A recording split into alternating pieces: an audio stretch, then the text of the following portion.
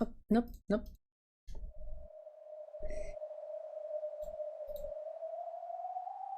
There we are. Hey, Chidering. Hey, Bam.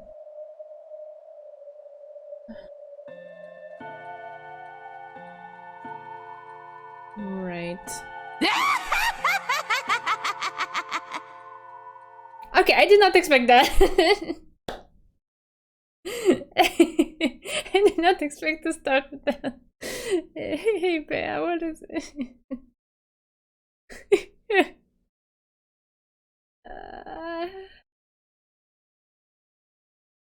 Oh, hey, everyone. I don't understand what just happened. Is this normal? Okay, it's loading now. Okay. Nocturne of Truth and Illusions. Oh. Wow, okay. It's normal. Okay. Great start. My heart just jumped out of my chest.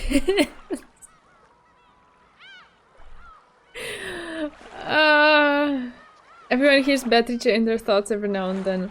You know, there is a brand that they sell at the supermarket downstairs from me. They have like tape and other kinds of things, and it's called Kinzo. So every time I pass by the shelf and I see that brand, I hear Beatrice yelling in my head. Your recognition honors me. Oh, thank you so much, Bebe. Thank you for the resub. Oh my lord, that's a lot of months. That's a lot of months. Thank you, thank you. Hey everyone. Oh wow. Yeah, I have. Okay, no, please don't start this thing. Okay, no spoilers. We'll see it when it happens. Right, okay, I click on start now. Okay, right. Ah, I see. So we're like in a different area of the... Okay. Halfway there. Oh god. Yeah, I guess. Is it more or less like content-wise? Is it the same length as the first 4 episodes, or is it longer? Yes. I remember Beatrice. Bea in chat is always sad when I don't read it. Right, episode 5, End of the Golden Witch. End. Okay. Good morning. Please enjoy the new game with its new game master. Huh? I say that, but the game has already reached its climax. The culprit has been cornered and merely awaits checkmate. I am sure there will be something you can spot from this clearer perspective. Why do I get a feeling this is not gonna be clearer in any way? The difficulty is fairly easy. What could possibly fool you now? Oh god, I dread it. Okay.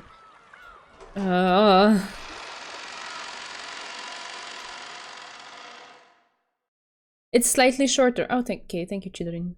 About the same. Script-wise, okay. What can go wrong this time? I don't know.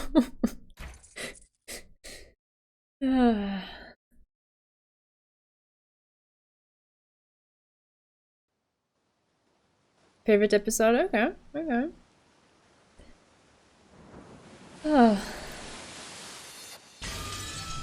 Hello. Okay, we're starting strong. Wait, I'm not focused on the game. There we go. 殺したらそなたが歪めるだろうその表情が楽しいからの他に何の理由が必要なのか What are we even talking about? Because this can apply to so many things.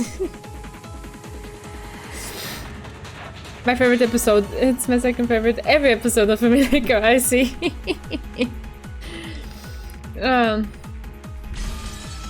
ほらほら目をつむらずにちゃんと見ろよほらほらほらほら魔法だよ家具だよそなたがどんなにわらわや魔法の存在を否定しようともほらほらほら Oh, hey, Super Paper.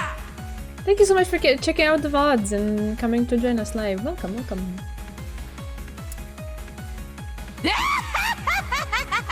Alright. 悪いなバトラー結構面白かったぜ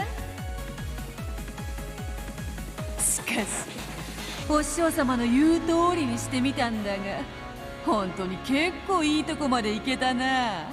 なんでもツンツンと残虐を尽くした後に程よくへたれて出れてみせると好感度ってやつが大幅アップするんだろ。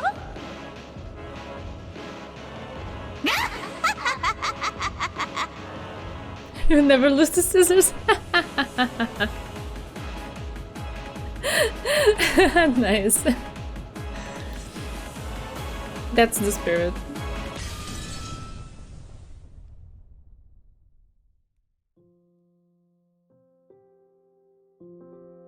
Okay.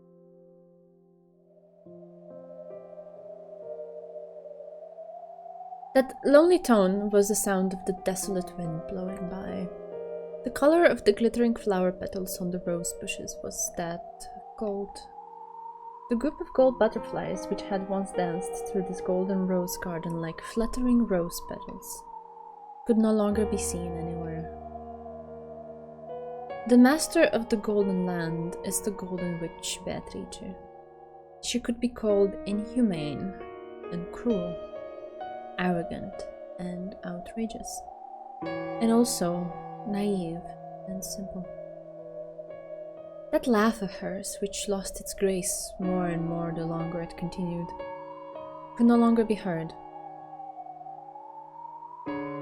The Golden Witch Beatrice sat like a doll, resting in a deck chair adorned as beautifully as the golden rose garden. She wasn't relaxing there. Empty-eyed, never responding to any questions, and yet still not permitted to sleep, Beatrice was sitting there as if she was a doll.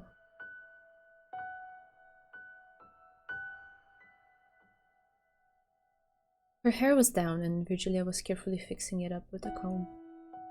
If Beatrice had been complaining about this and that regarding her hairstyle, then it would have been clear that she was the usual Beto. However, she gave no responses and showed no reactions. So instead, it only looked like Virgilia was combing the golden hair of a large doll. Alongside them, there was a table. On it was a chessboard, along with a mix of black and white pieces in an all-out battle. However, something about the setup looked different from normal chess. It might have been a game similar to chess, but not identical. And on the other side, sitting back on his chair as he contemplated his next move, was a young man. No, perhaps he wasn't thinking of his next move. Every once in a while, he would change the positions of the pieces, reconsidering the situation each time he changed it. Maybe he was reconstructing previous games, trying to discover the thought process behind those moves. In the past, Kinzo, the Ushiromiya family, had once likened studying chess games to taking a journey through the thoughts of the old masters. Ushiromiya Battler was on a journey in search of the Golden Witch's thought process, which had led her to create these arrangements and make these moves. Battler took a black piece which he had only just moved forward and returned it to its original place, sighing deeply. Battler's pieces were white. However, on the chessboard, the side facing Battler was black's territory. Oh, he had flipped the chessboard, yeah. He was stepping through the game from Bato's perspective. お前の指し手はやればやるほどに理解できねえぜ。 Even Battler didn't expect that Bato would respond to that statement. No, he was still holding on to the hope that there might be a chance of her responding. He had only made it sound as though he was talking to himself.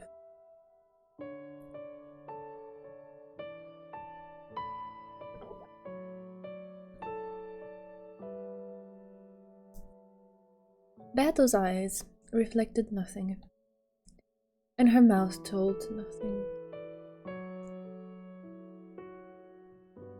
After begging him to kill her, the Gold Witch had become a corpse which had given up on living. She wasn't sleeping. She was forbidden to step down from this game, and therefore sleep was not permitted. So she must have heard. However, his words probably hadn't reached her heart. The Golden Witch would no longer sneer at Battler's moves, nor would she praise them or belittle them. Beatrice was no longer anything more than a living doll. Even so, she would glance at him every once in a while. It would be an empty glance, but a glance nonetheless. Sometimes she would seem to make some sort of gesture or even move her lips. However, her movements were never able to communicate anything to Battler. どうやったらこの局面でこの指し手になるわけだ。わけがわからねえんだよ。お前の指し手はよ。ベアト、バトラ君が話しかけていますよ。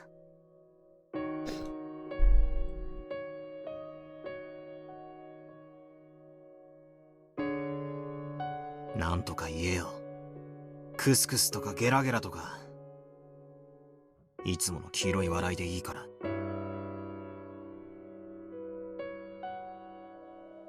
It seemed unbelievable. That shrill laugh of Battle's would never be heard again. However, even if she couldn't answer, his voice was surely reaching her. Battler was talking to her because he believed this. So he said the same thing one more time. どうやったらこの局面でこの指し手になるわけだ。わけがわからねえぜ。お前の指し手はよ。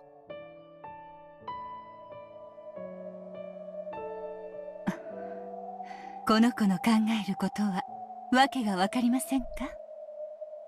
Vigilia answered in her disciple's stead. To this point, she had done her best to avoid speaking for Beato. After all, there was a chance that Beato would respond in some way, and Vigilia didn't want to be the one to take that opportunity away from her. Which meant that Battler was being forced to bear with this silence, until Beato herself answered. Vigilia could no longer bear to watch him like this. And Battler too wanted to have a conversation with Vigilia, with faith that their words would reach Bato's heart. ああ、さっぱりだな。ベアトの立場になって、こうして駒を動かせば動かすほどにわからなくなる。The successful execution of a serial murder following an epitaph. He was stepping through the games from the witch side with that as the victory condition, but he just couldn't make it fit with Bato's moves. He could see several incomprehensible moves in the records of their past games that clearly conflicted with that victory condition. さっぱりわからねえ。こいつの思考を探る旅路はあまりに険しすぎるぜ。It only means that probably wasn't the victory condition at all. She just made it look that way, but there's something else. And then, what could that something else be? Yeah, that's a different story. でも、あなたは投げ出さないのですね。ああ。約束した。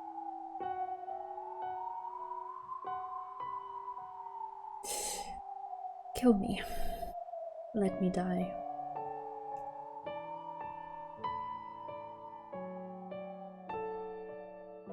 俺はこいつを安らかに死なせてやると約束した。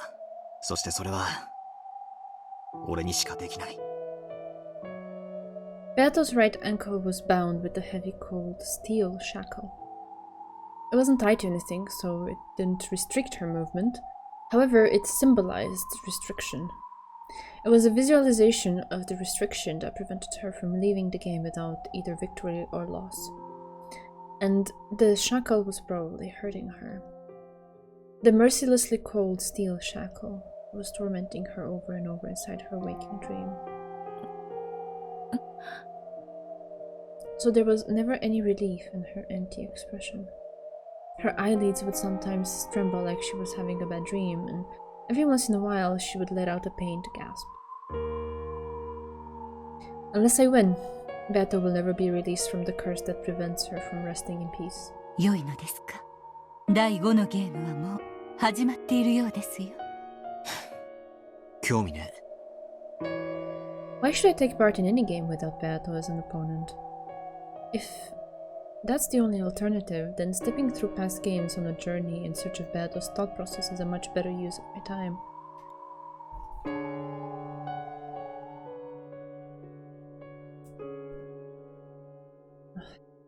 次のゲームマスターは私がやるわ。 No. 依存ある？ Yes, plenty. All of ないわよ them. ね。 All of the objections. 依存だらけよ。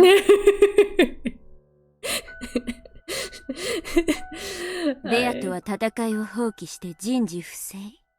ベアとの不先輩でゲームオーバーでしょ。確かにベアとはいろいろとあったんで、今はちょっぴりノックアウト気味。でも戦う気力を失ったわけじゃない。だからつまり、私は介助役ってわけ。わかる？ Beato was lying down on a deck chair, almost as though she was sleeping. However, she wasn't sleeping, and she wasn't awake either.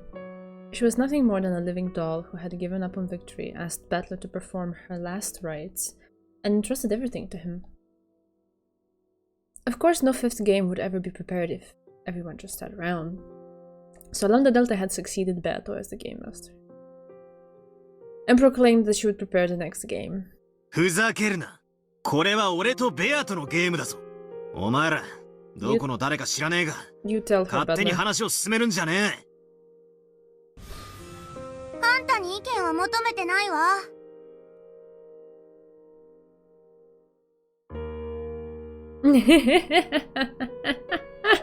It's so cute. どうすんのベル？受けるの？受けないの？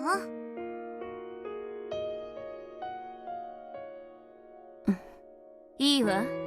あんたが引き継ぎなさい。なんだと？ふざけるな！お前ら何者か知らねえが、俺とベアとを無視して勝手に話を進めるんじゃねえ！落ち着きなさいよ。確かにプレイヤーが変われば察しても変わる。あんたにとっては戸惑うことも多いかもしれないけど、それでも大きなヒントになりうるでしょ？知らねえよ！勝手なこと言って仕切ってんじゃねえ！ Ooh, that expression of battlers. I don't know if we've seen it before. Okay. ベアとのゲームを4つも繰り返して何もわからないんでしょ。 Yes, facts. ならプレイヤーが変わるのは大きなヒントになると思うけれど。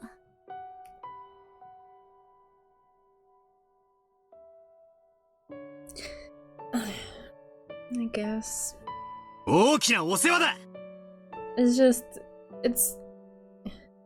It sure started as a game to figure out the mysteries and explain the magic and stuff, but I feel like the more the episodes passed, the less important that became. It kind of took second place, and there's something completely different going on there that he is trying to focus on right now, in a way, for Beato's sake. So yeah, I totally feel him. The skeptical look, you mean mine? or battlers? これはベアトが用意し、俺を対戦相手に指定した俺たちのゲームだ。どこから湧いてきたのかもしれないお前らにかき回されるのはごめんだ。ならベアトを起こして次の準備をさせて。できる？ベアトはしばらく起きねえよ。それに新しいゲームなんて必要ねえ。あいつがこれまでに出題してきた4つのゲームの譜面だけで十分だ。仮に第5のゲームがあるとしても、それはベアトが出題し、俺に挑むものだけで十分だ。I have morphed into battler. Is that what I've become? If yes, I accept it. I'm fully there. I love it. お前らには何の関係もない。 Battler couldn't hide his irritation at these two witches called Lambda Delta and Burn Castle, who had shown up after the game's start and who had started to try and continue it on their own. This Oh, that's a good one. I see that as a complete win. Yeah, me too. At least I have accomplished that, if nothing else. It looked like these witches were of an even higher rank than Beto. So high, in fact, that even Beto's master Vigilia couldn't come close.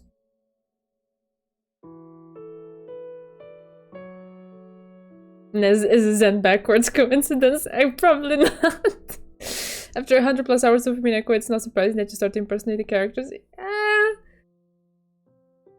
I guess, but like, there's a special connection to Battler. Because I'm not impersonating any other of them that much, so... Anyway.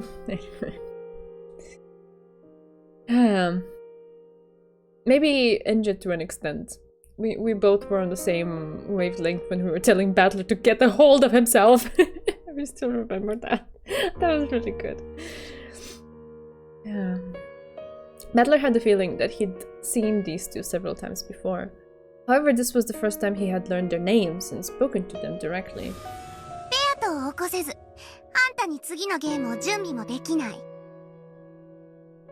There is read that Battler is incompetent. I completely reject that read. Battler is not incompetent. That speaks a lot about the red truth as well, in a sense. I impersonated God all the time. Great!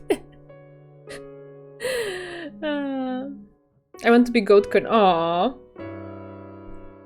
Aww, the Goat-kun with the sister story. Is that the one?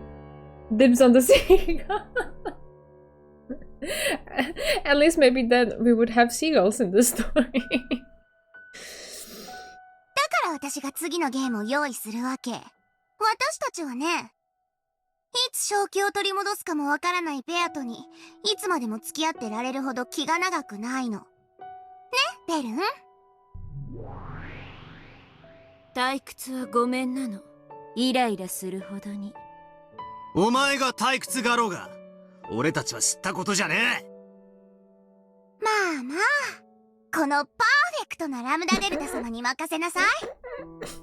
私がゲームマスターを引き継ぐ。大丈夫よ。あんまり絶対完璧にはプレイしないわよ。ベアトっぽく、わけのわかんないフェイクや尻尾、ボーナスヒントをいっぱい用意してあげる。I have a bad feeling about this. ベアトの世界をより理解するための大きなヒントにしてあげるわよ。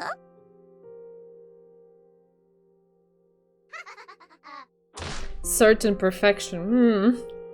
I don't like that combo. Letting my voiceless emotions explode.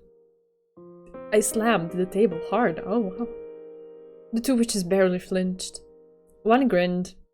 The other looked indifferent, as though nothing had happened. The two of them just stared at me silently.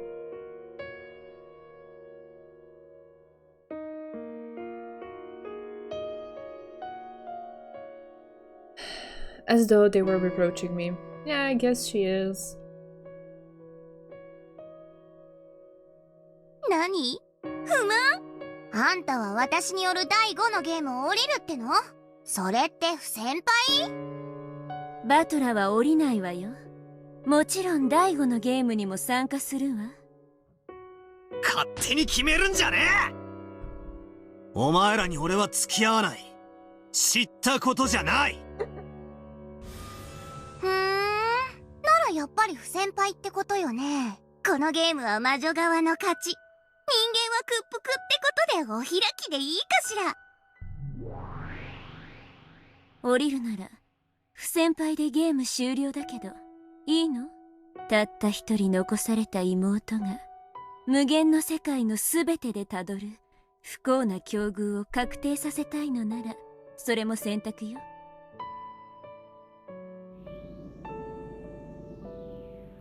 When Burncastle mentioned Enje, Battler's expression changed instantly. てめえ、エンジェのことを気安く口にするんじゃねえ。あなたにこの私、奇跡の魔女ベルンカステルが味方しているからこそ、エンジェにはひょっとしたら家族が帰ってくるかもしれない奇跡の余地が残されてるのよ。あなたが自らそれを捨ててエンジェの無限の未来全てを不幸なものに確定するのもまた私には一興だけれども。 I vaguely understood what she was saying. Until I win in Bato's game, I'll remain trapped in this bizarre world. And if I abandon victory, then most certainly my parents and I will never return to Enji. For Enji's sake, even though I know that the witches are toying with me, I must keep on fighting.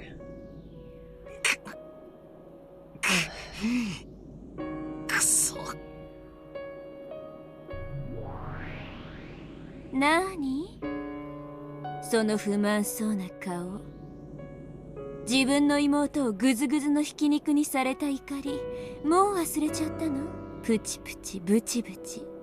無数の焼けたペンチで引きちぎって細切れにしていくあの光景、今度はちゃんと真正面で見ないとダメ？Can we not?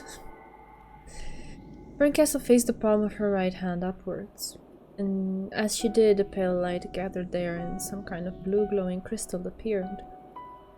A scene was reflected on its sharp surface, but it wasn't the scene that surrounded them now. If you looked deep into that crystal, that fragment, then you would probably learn what was reflected on there. Maybe not. If you stared at it, then you would surely witness that scene where Enji finally reached her beloved brother after devoting 12 years of her life to that goal, only to have her entire body torn to bits while she was still alive.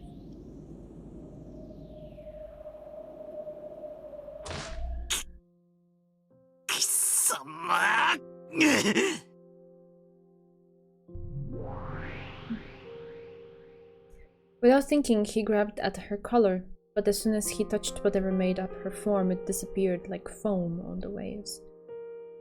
And then, as naturally as though she had been there from the beginning, Brincastle was leaning against a distant wall. あなたがゲームを降りるなら、これはかけらでなく、確定した現実になる。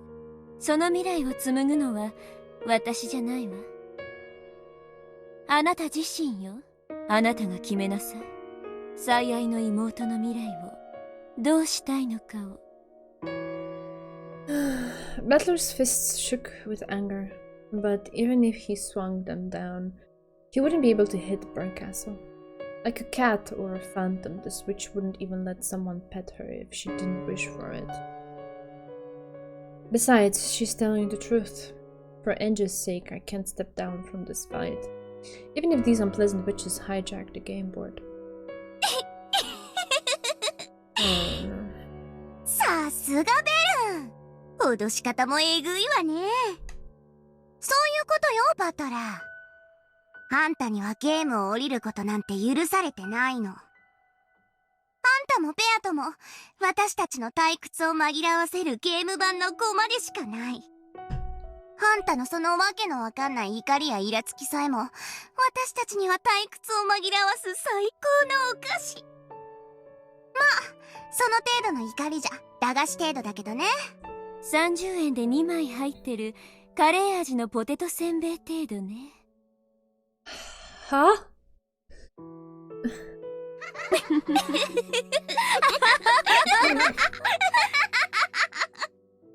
Oh man, these two. 魔女とも。エンジェのためにも戦いなさい。そしてベアトのためにもでしょ。30 yen worth of humor in that one. In a way that was admonishing, or perhaps babying, Brincastle smiled, tormenting Battler in a similar way to how something too sweet sometimes gives you a headache. We've gone from one laughing witch to two laughing witches, yeah, out of which one hadn't been laughing thus far, and now the frequency with which she does and the faces that she makes is... I don't have a different word than creepy in my mind, but creepy also doesn't fit, so it's just unsettling. Unsettling. That's the word. The host of this tea party battle was absent now, and the guest witches were already making themselves at home. どうすんの？後ろ宮バトラー。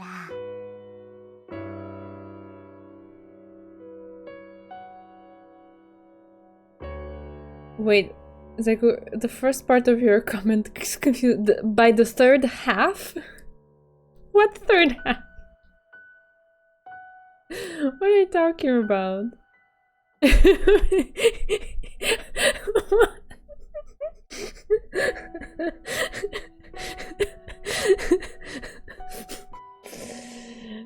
Or maybe that was on purpose because there is no third half. So we will never find out if it was a linear or exponential scaling of laughing witches. 運命に屈しちゃう？降りちゃいなさいよ。魔女の駒にして遊ばれるなんてもうごめんなんでしょ？ I also have the feeling these are not all the witches and more witches will come. Or demon persons. Yeah. More furniture, more witches is on the way. I have this feeling. Seeing Castle laugh like that sets off like a million alarm bells. Yeah, I know. It's really unsettling and it seems in a way out of character because she hadn't been expressing herself in those ways thus far. And suddenly she is. So yeah, maybe there's a side of hers that she had not shown before and for some reason is showing now. A lot of things are just suddenly happening now, seemingly without a reason. Or I don't know how to explain it. Not necessarily without a reason, but without having us gradually moved towards them. It's just like suddenly, okay, here's a cut and now this is happening. Okay, great. Fantastic. At least there won't be any new human characters on the island. You know what? I have the feeling they're perfectly capable of pulling that out of the hat as well. The reason is I am Rikishi and I will start the answer arcs in the weirdest way possible.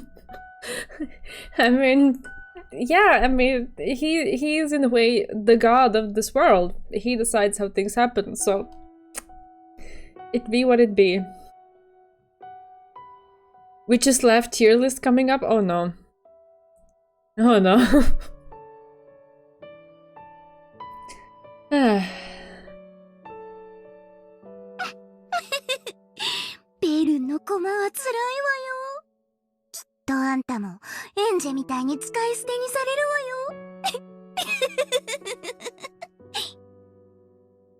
よ。あなたに降りる選択肢は与えてない。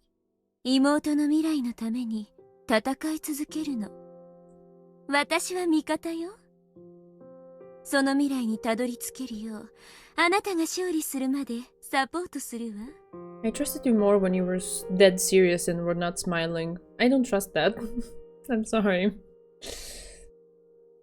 Or like, not trusted, but it felt more reassuring in the sense that she had skin in the game too. But now it's like, I don't even know what she wants anymore.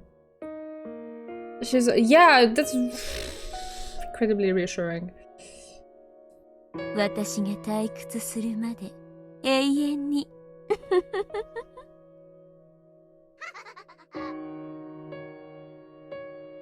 Butler couldn't allow himself to fall for their provocation and cajolery. These witches knew that he got mad easily, and they were trying to take advantage of that. Good job, Butler, being aware. Awareness precedes control. Butler withstood it all and finally relaxed his clenched fists.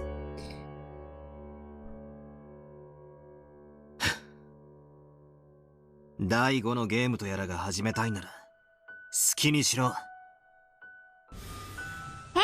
きにするわよ。あれれ、どこ行くのよ。Even though Butler had acknowledged this fifth game, he turned his back on them, which surprised Lambda Delta a bit. お前がベアとの代役を務めるってんなら、そこのベルンカステルとかいう魔女が俺の代役を務めるのも勝手だろ。Good one, Butler. 道理ね。そうじゃないと不先輩になってしまう。Okay. 何よそれ。私が作る渾身のエピソード5をあんた無視するっての？失礼しちゃう失礼しちゃう。バトラはしばらく休憩するそうよ。それまでの間、私がプレイヤーの代役を務める。それでどう？バトラ。そうしやがれ。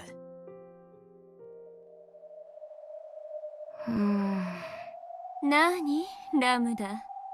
間抜けなバトラじゃなくて、私がプレイヤーだと遊んでくれないの？そんなわけないわ。ベルンと一緒に遊べて嬉しいわよ。さあさあ、遊びましょう遊びましょう。ラムダデルタ様の超ハイパーでキュートに可愛いエピソード5を一緒に遊びましょうよ。I 一 doubt. 応、ベアトの作った世界なのよ。I thought this would be hyper or cute. 世界観ぶち壊しにしてないでしょうね。大丈夫だってば。私そういうのの空気は読める方なのよ。ちゃんとベアトっぽい世界観でもっと面白い物語に仕上げてみせたわ。It's gonna be so hyper and cute, I'm sure. Yeah, definitely. バトラも休憩終わったら早く戻ってくるのよ。見逃すともったいないわよ。ベアトの秘密に迫れるようなボーナスヒントをたっぷり用意してるんだから。と見せかけてミスリード満載でますますに煙に巻く気なんだけどね。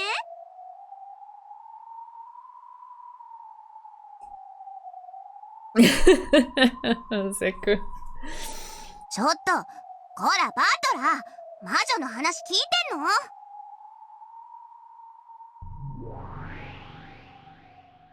Say that in red. Without answering, Butler disappeared into the darkness. After shrugging and cackling, the witches immediately started playing with the game board they had stolen from Beato. Chuck the pain away, yeah.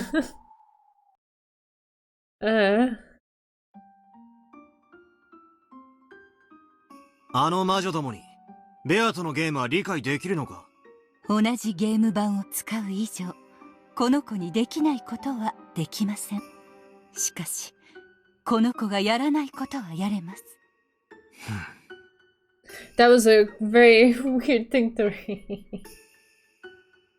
やらないこととは何だ？チェスの道具はチェスで遊ぶために存在します。Yeah. They cannot do things that Bea herself, or sorry, let's not get confused. That Beatrice herself also couldn't do, but they are able to do things that she wouldn't want to do. So to play in a style or in a way, or make moves that she wouldn't want to do. That technically would be allowed. Maybe because of the whatever rules that they're playing on, but that she would willingly choose not to make. They can do things she wouldn't do, yeah. I don't know what that means because already the things that Beatrice did so much. それを使ってトランプをすることはできない。しかしチェスの駒を相手に投げつけてぶつけたり、そういう行為をすることも不可能ではありません。しかしそれはチェスに対する冒涜だから誰もやらない。That definitely wouldn't be chess anymore. It looked like Beto's eyes clouded very slightly with sadness. ふざけやがって。これは俺とベアとのゲームだ。他の誰にも冒涜はさせない。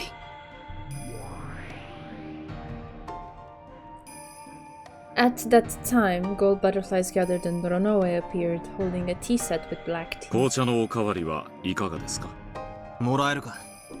かしこまりました。いかがですか？お嬢様の思考を探る旅は。さっぱりだが楽しんでるぜ。That's me. Battler is me and I am Battler. That's it. That sums me up in a nutshell. しかしよろしいのですか？ Take me back to the good old days of White Day and Valentine's Day. Yeah, right? こちらでくつろがれていても。 Yeah. あの魔女どもが勝手に進めてるゲームのことか。ええ、先ほど紅茶をお届けに伺った時にはもう第一の番の殺人が起こり、もうじきその次の殺人も起こりそうな気配でした。 I don't want to experience that anymore. I've had enough. Can't we do something else? When Beto and I were playing, the game would be paused whenever someone left their seats. However, those witches wouldn't pause that game just because I wasn't around. ロノウェは奴らのゲームを見たのか？ Umineko speedrun, no. 一部ではございますが。どうだった？ I don't know, he lifted the pot high with an elegant gesture as he poured the black tea. After he was done, he finally spoke, expressing his thoughts in very few words. 愛がありませんな。愛ってなんだ？これは失礼。 Now everyone is gonna say the quote in chat in 3, 2, 1. 女性風に申し上げるとです。男性風に申し上げるならば、義理が通らぬと申しましょうか。I understood what those words meant. Without that, you cannot be made to work. Good one. When I met Virgilia's eyes, she shook her head slightly and stared at the floor. 上辺は大変よくお嬢様のゲームに似せていると思います。しかし根本が大きく異なっています。それはレアとのゲームのルールに反することなのか？いいえ、反しません。ラムダデルタ様はお嬢様のゲームのルールを実によく理解なされております。I mean, I don't know what they're doing, but the phrasing itself just is in line with Ronoe's personality, I guess. It's like precisely how he would describe something that is just not up to par. しかし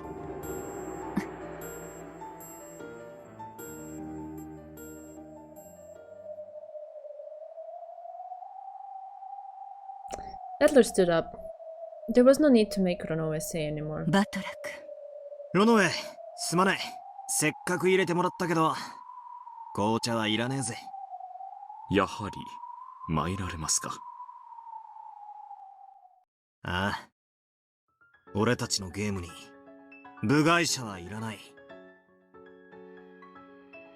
Those guys weren't even here in the beginning, because I've been loafing about, crazier and crazier witches have been introduced, and now they've hijacked this game between me and Beto.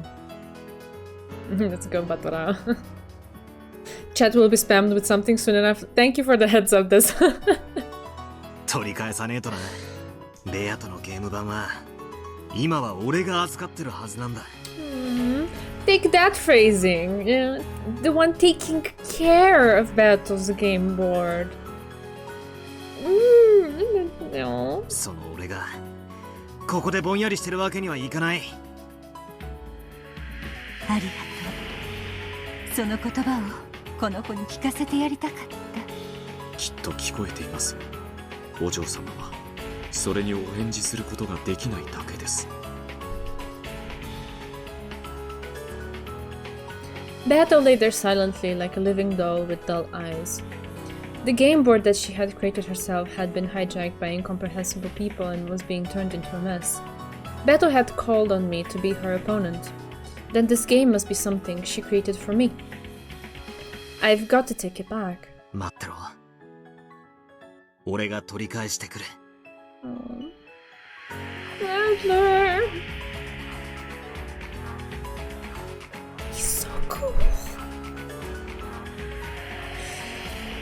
Be still, my heart. Of course, Beto didn't respond in any way. That's right. If she can't respond, then I have to protect it. take care, protect it. Oh. Oh, no, I'm not gonna say it. 行ってくるぜ。ワルギリア、ロノエ。黄金の眠り姫の面倒を頼むぜ。はい、お任せを。A princess. Aye.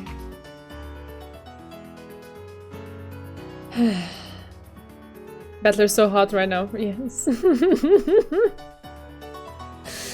Hide your hearts or Battler will steal them. He has already stolen it. It's fine.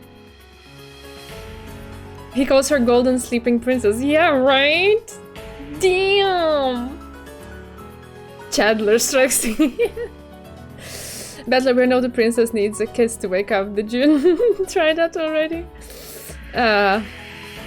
It's pretty hard to not to fall for Battler. Yeah, I know, right? He's so cool. He's so like honest and straightforward, and like when he cares about something, he's like investing his entire passion and energy into it. It's so amazing to just behold. Yes, yes, everything. Yes.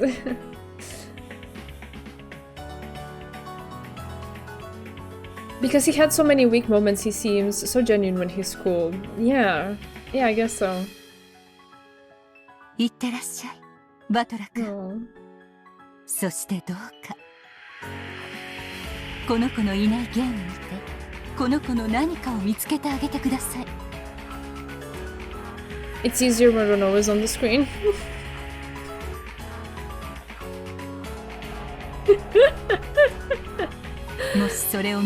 Yeah, I don't know, it does nothing for me. Sorry. たとえこの子が不在であっても、あなたはこの子と戦ってくれたことになる。Okay, I'll say the quiet part out loud right now. This has to give everyone, to me in particular it does, okay, episode 3 vibes. Because it's very similar. That Beatrice fell into this sadness hole, and we ended up being on her side and trying to lift her up and blah blah blah, and at the end there was like, ha ha ha ha! Gotcha, sucker! We were all like, okay, fine, great. If this is one of those, I think in the end it will speak a lot more about Beatrice than about Battler falling for it. Because if anything, this only shows just how much heart he has and like how he cannot be indifferent in the face of the situation. So yeah, if that's what it happens, sure, whatever, I will take it. But this is not a weakness. I just want to say it from the get-go. This is not a weakness. Don't you even dare play it as Battler's weakness if that happens, because it's not. This is so beautiful. My heart. Sign. No, don't take me back there.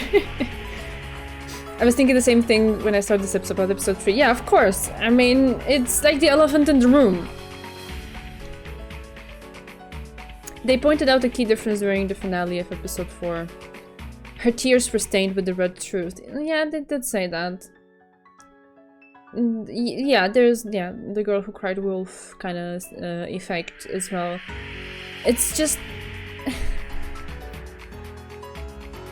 it's hard to fully trust anything that has been said, right? This for me, it's very hard. It's all like, oh, this has been said in red and this has been said in red. Yeah, but okay, but what is the red truth? Because it's not something necessarily that you just take as universally true no matter what. It has like nuances and interpretations, and it's used in certain ways, so it's not something that you can just go naively, blindly to believe, right? So there are layers there to unpack as well. But let's see. We take it at face value for now, because otherwise we would never get out of this rabbit hole of what is what. I'm just saying. I'm from the get-go. If it turns into something similar, and I would hope not, because that would just be such a letdown and quite unimaginative from a writer's perspective, so I wouldn't think Rikishi would do that to us. But if it does, I'm just saying it from the get-go. This is not a weakness, okay? Don't you dare play it as like, aha, emotions, they're everyone's weakness. No. Nezu increases my love for Battler, and I thought it was maxed out already. Oh, okay. Battler's flaw is being perfect. Oh, he's amazing. He's amazing. Even when he is like in his weak moments, I still love him. I love him so much, and I want to see him get out there. And in these moments, cool moments that we see right now, I can see that. I can see that journey and development, and like from the battler who almost gave up to the battler who's taking charge now, and I love it. I love him so much.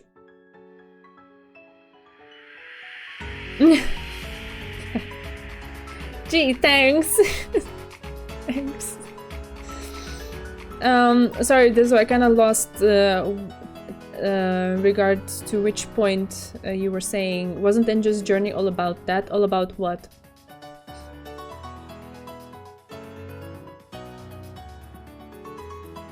Okay, I think I read everything. Okay, let's go. そうだよな。ああ。全然ダメだぜ。全然ダメだぜ。何をやってるんだ。Let's go, and let's take it back. 魔女ども、待たせたな。俺の休憩は終わりだぜ。When he faced the jet black heavens and yelled this, the whole world shattered as though it were made out of stained glass. Ah, okay.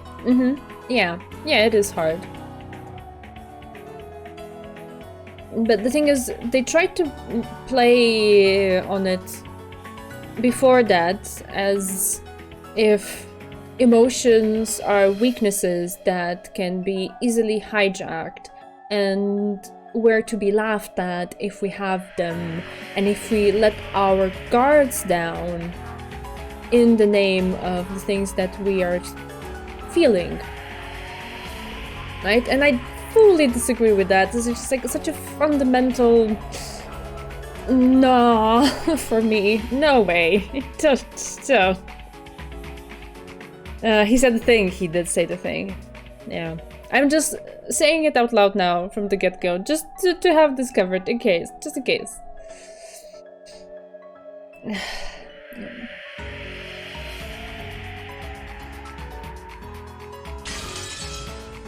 Wait, did I even read that? I'm sorry. My mind was elsewhere. Can I... Thank you. When he faced the jet black heavens and yelled this, the whole world shattered as though it were made out of thin glass. Then, as though it had been that way since the beginning, it transformed into that smoking room where Battler had fought Beato so many times, in which the two witches had now hijacked. Haha, hijacked! My word from earlier.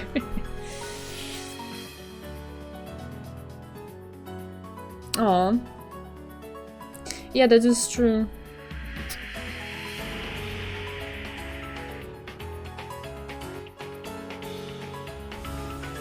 Nani, anta? 今頃戻ってきたの？超遅すぎ。もうゲームは2日目どころか大詰めも大詰めよ。バトラがいつまでも来ないから私が勝手に進めちゃったわ。Never. It's been like a couple minutes. What are you talking about? Yeah, like you ever even waited for me in the first place. ゲルはあんたよりずーっと頭が冴えてて痛快だったわよね。うるせえ。うるせえ。Battler's heart guard is non-existent and we all love him for it. Yeah, right? They really did speedrun episode 5. Let's start episode 6. I think it is so much harder and so much more commendable to let your guard down. To put yourself in that vulnerable position where someone else's actions can affect you so very deeply. To expose weak points, I guess, not but vulnerabilities, right? To open your arms to someone and be like, come on, I will look at you with love, I will understand you, I will take care of you, I will protect your freaking game board that has given me nightmares thus far. But out of principle, it feels wrong not to do that, right? So that is so much harder to do than just to completely isolate yourself and be like, I don't care, I only care about myself and I only do things that benefit myself and the world can burn around me. Yeah. A tiny auto scroll moment coming up? Okay, okay.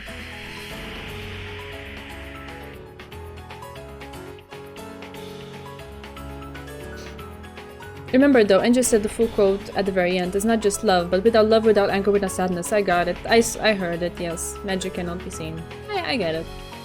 プレイヤーは俺だ。代役の魔女どもは引っ込んでろ。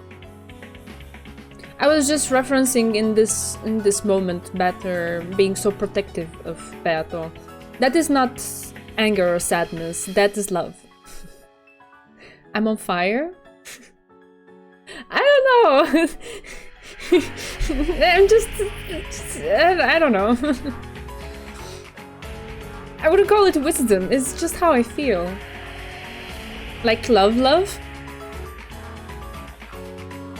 I thought we were in the context of a novel where love doesn't necessarily have to be romantic love.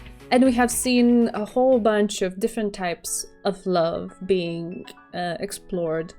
And you don't have to feel love for someone to act with love towards them or to see them with love, right? So, personally, I am not getting romantic vibes between the two of them, if that's what you're asking me.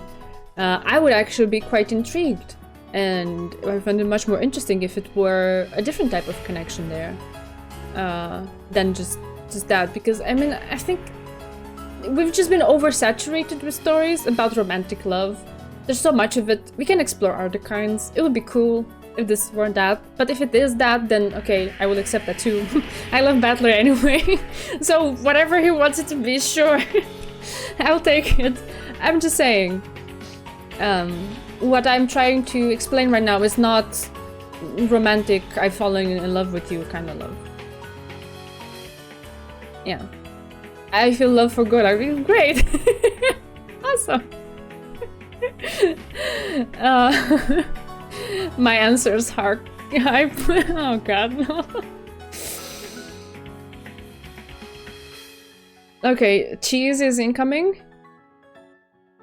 Okay, I'm up for cheese. Cheese is cool. Okay, let's go. 別に今から参加しても構わないけど、もう出番ないわよ、多分。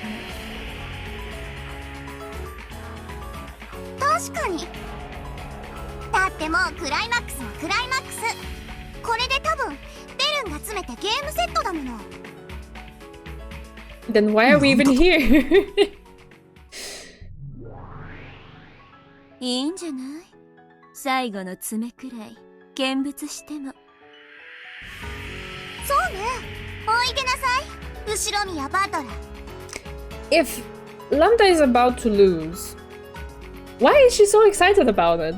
Because like her whole shtick was that she wanted the game to keep going forever, for there to not be a conclusion. So how could she be excited about it? I don't get it. もうほとんどおしまいだけど、私の作ったキュートでエレガントなゲーム。エピソード5、エンド・オブ・ザ・ゴールデン・ウィッチ。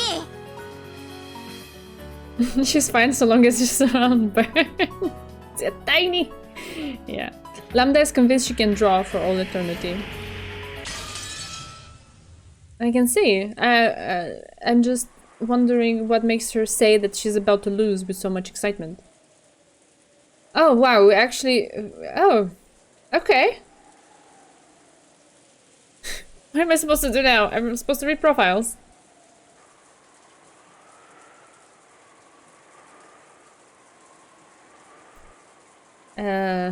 I feel like this is the usual description of Kinzo. I don't see something... Am I supposed to go through them? Or what? Yeah. Okay, fine. Let's just take them from beginning to end, whatever.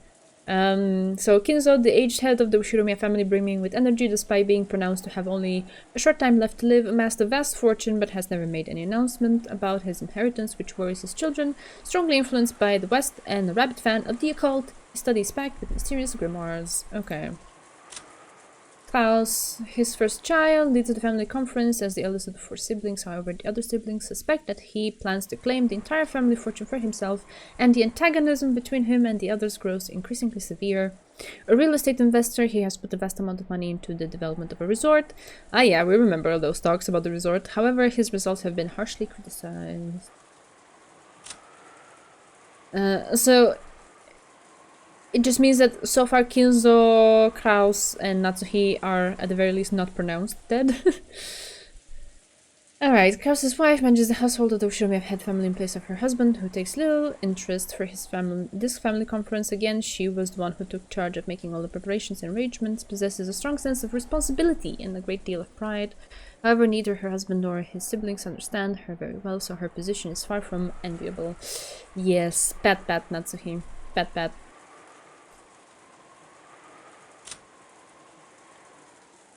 Let's do them now, it's okay. Alright, so Jessica is dead. Corpse discovered in the cousin's room on the upper floor of the guest house. The direct cause of death is unknown, but her neck was sliced open by a sharp blade. Oh god, great, fantastic. The wound was deep enough that anyone could still confirm her death with absolute certainty. Poor Jessica.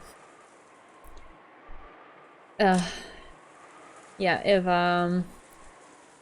second child, hostile towards her brother Kraus and opposes him, knows everything, from issues dealing with the family fortune to the question of who will succeed the family headship.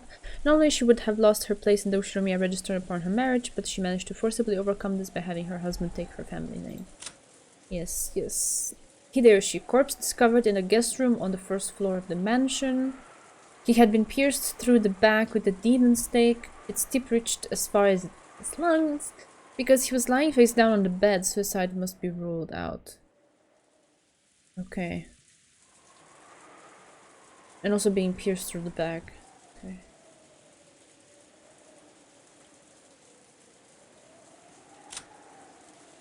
George. Corpse discovered in the cousin's room on the upper floor of the guest house.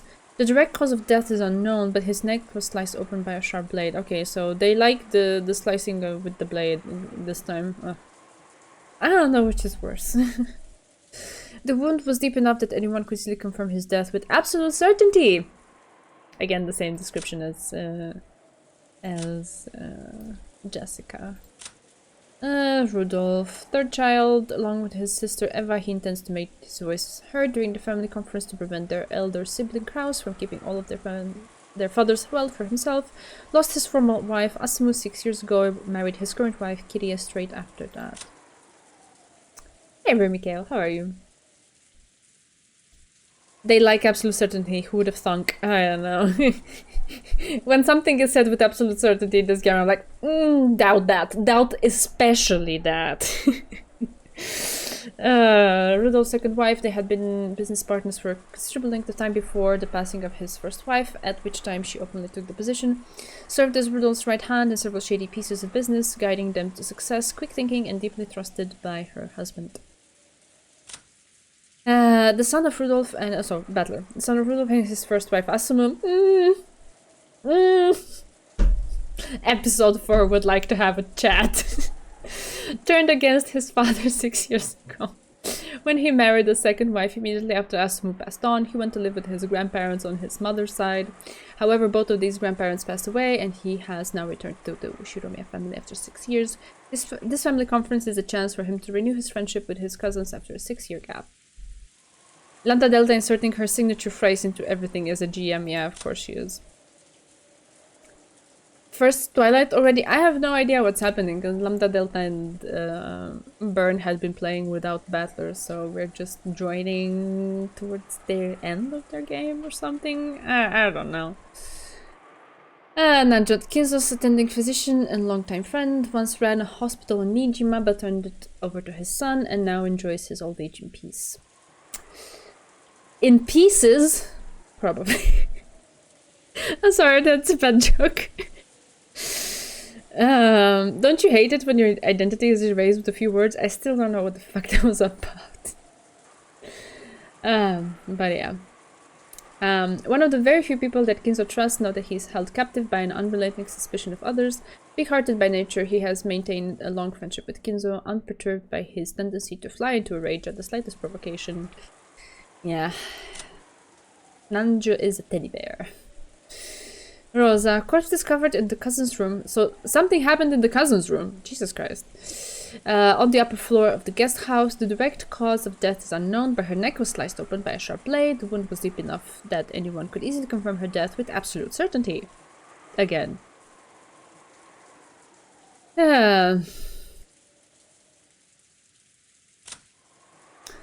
Ushiromiya Maria, corpse discovered in the cousin's room, on the upper floor of the guest house. Direct cause of death unknown. Neck was sliced open by a sharp blade. Wound was deep enough. Absolute certainty. Yeah. Okay. Genji. Corpse discovered in the servants' room quarters on the first floor of the mansion. Okay. So this was different. The direct cause of death is unknown, but his neck was sliced open by a sharp blade. Wound was deep enough. Absolute certainty. Okay. Right, so then Shannon, Kanon, Goda, and Kumasawa are still alive. I guess I love Shannon's dress. Every time I see it, I'm like, oh yeah. Yeah! Maria's death is more brutal here. In Beatrice's game, she always gets the gentle death. That is true. That is very true. And she's also, like, among the last ones. Yeah. Young but experienced servant, normally calm, performs her job flawlessly. She messes up when she gets nervous. Oh. Oh. Furthermore, Shannon is nothing more than a pseudonym that she uses when on duty, not her real name. I'm gonna miss the ooze. Oh. Embrace your inner Hey, thank you so much for the follow. Welcome. Kanon, a young servant, performs his duties silently and diligently, but due to his unsociable nature, he is not so highly regarded as a servant.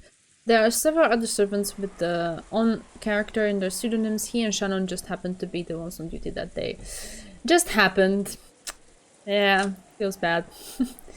Goda, servant employed as a chef. While he hasn't served the family long, he has a polished talent for entertaining guests, cultivated through his previous jobs, and is highly regarded as a servant. Since he was hired by Kraus and his wife, he's more trusted than those servants who had served the family longer, and who are thought of as Kinzo's spies. Oh yeah. A few details that I kind of like, I guess have been left behind in the depths of my memories. Like resurfacing, rereading these conversations. Not the conversations, descriptions. This elderly woman is a part-timer who has served the family for a great many years, despite quitting her job several times along the way. Shrewd and more than competent when it comes to performing her duties, but because of her chattiness and love of rumors, she's not highly regarded as a servant. Aww. Kumasawa. Which side? What do we have on the witch side? We have Bea, the Golden Witch and the Endless Witch. Battle's piece who represents the witch illusion. Hey? That front skirt window though. You mean on Shannon?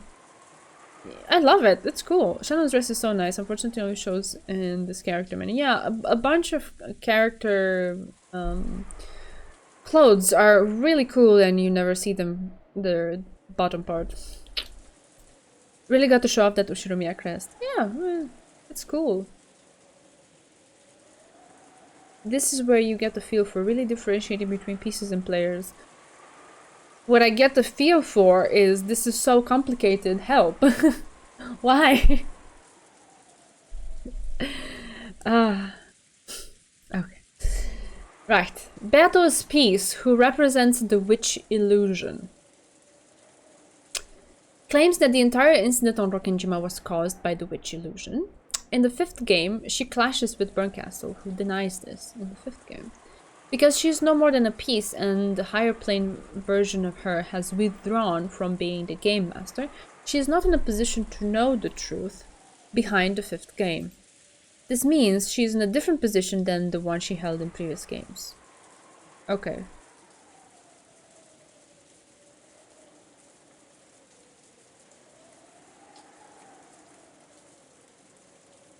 I see. Burn. The Witch of Miracles, also known as the witch who knows that miracles don't occur. Yeah, we learned that the hard way last time.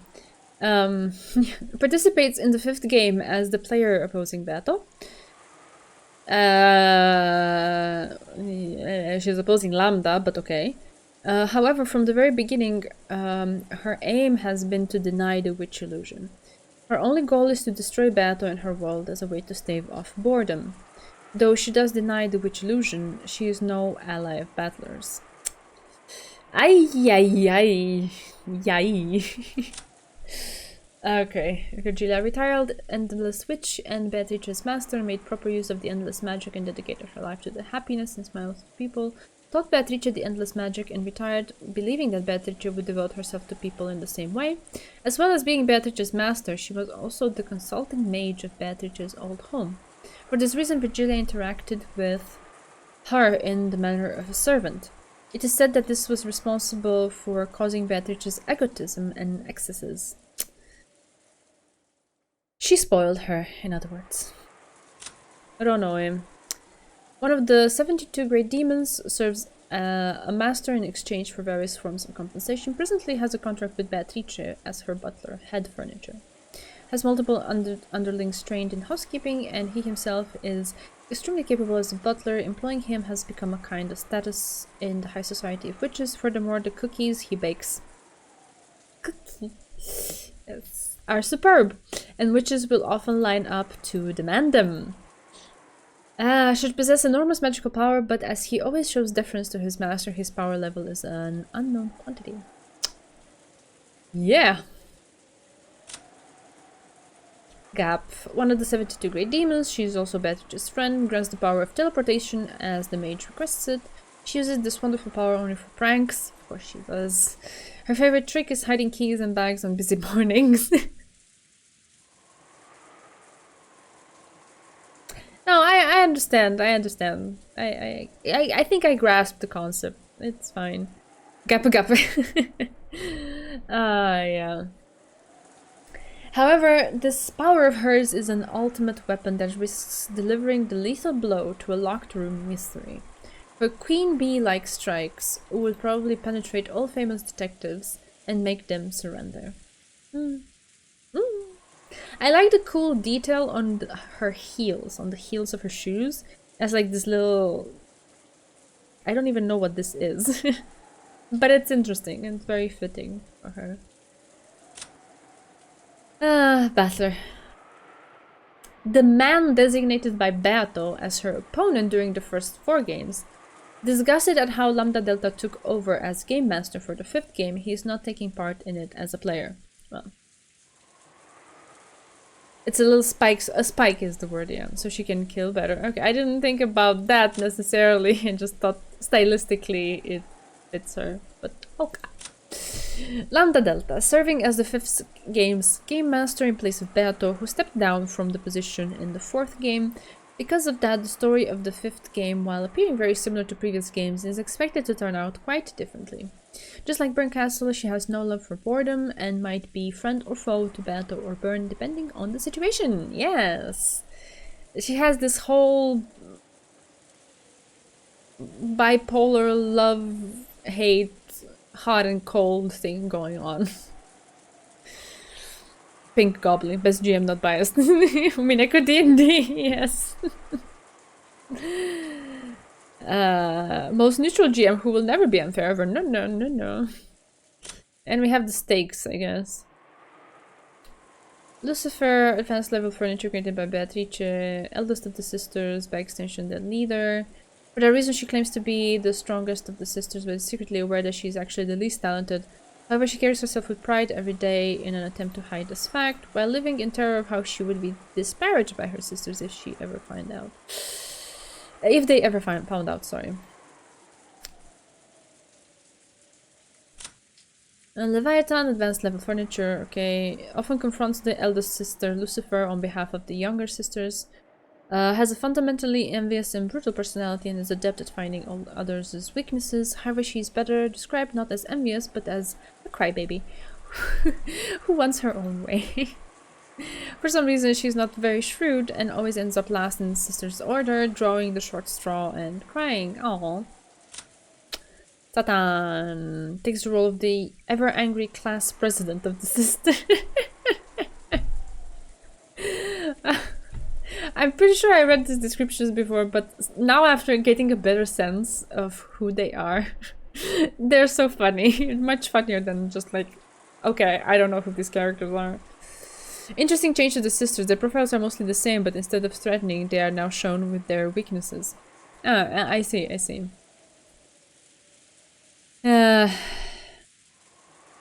Diatribes tend to fly out of her mouth in rapid succession, so she is feared by the other sisters. Because of this fear, no one is willing to talk back to her, and she is actually quite lonely.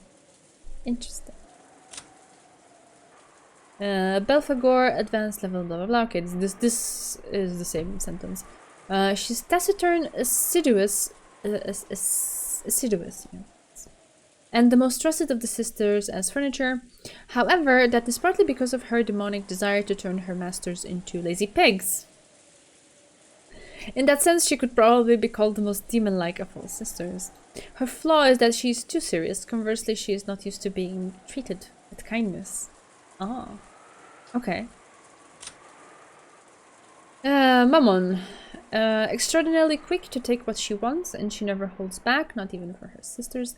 Her motto is to be greedy and have things all to herself. For this reason, most arguments between the sisters are sparked and instigated by her. However, among the sisters, she is the most honest about her own emotions, and the most devoted to trying to please the opposite sex. Interesting. Alright, Beelzebub, the gourmet of the sisters, and is known for being a big and picky eater.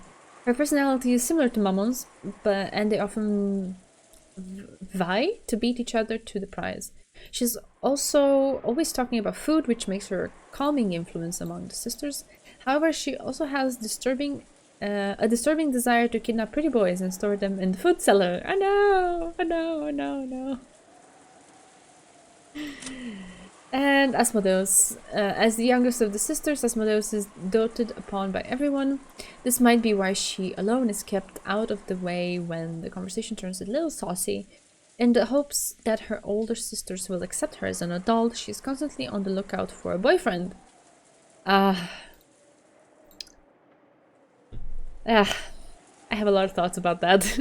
However, she sets her sights too high and spends her days fantasizing about the prince who will never come. Oh, canon run. Okay, that was that, yeah? Second day, October 5th. Oh, wait.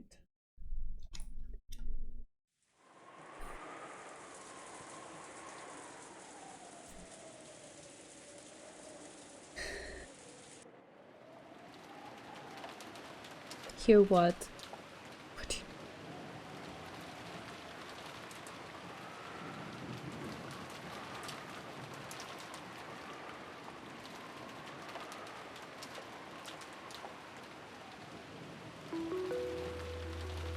Right now, no humans exist on this island except for those in this parlor. And with one exception, it has been shown that none of them have committed murder. And the culprit is among these people. おいおいとなると決定的じゃねえか魔女が犯人で魔法で殺人を犯したわけでない限りね。あんたなの？あんたがジョージを主人を殺したの？どうしてよ？どうして？私は殺していません。私は何も。In a panic, and with a voice that really couldn't be called flowing, in a manner that was, to put it coldly, unsightly, Aunt Natsuhi denied the suspicion placed upon her. However, there was no longer any way around it. The girl stood up, brushed back her long hair, pointed at Aunt Natsuki and said it one more time. The girl? I told あ you. なたが犯人です。 New characters. All the time. We barely get settled in with something. New character thrown at us. Okay, thank you. Great, fantastic. Who let a rat invade Rockenjima? The rat. Okay. Best character. New characters in Umineko. I feel like there will be a new character like 5 seconds before the novel ends. I said that already. It's just okay. Who are you supposed to be, little one? Your dress is cute, but I don't know if I like you. 後宮夏日さん。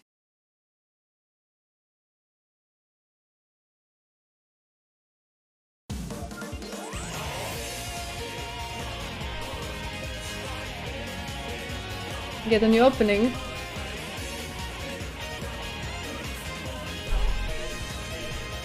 Is that Battler?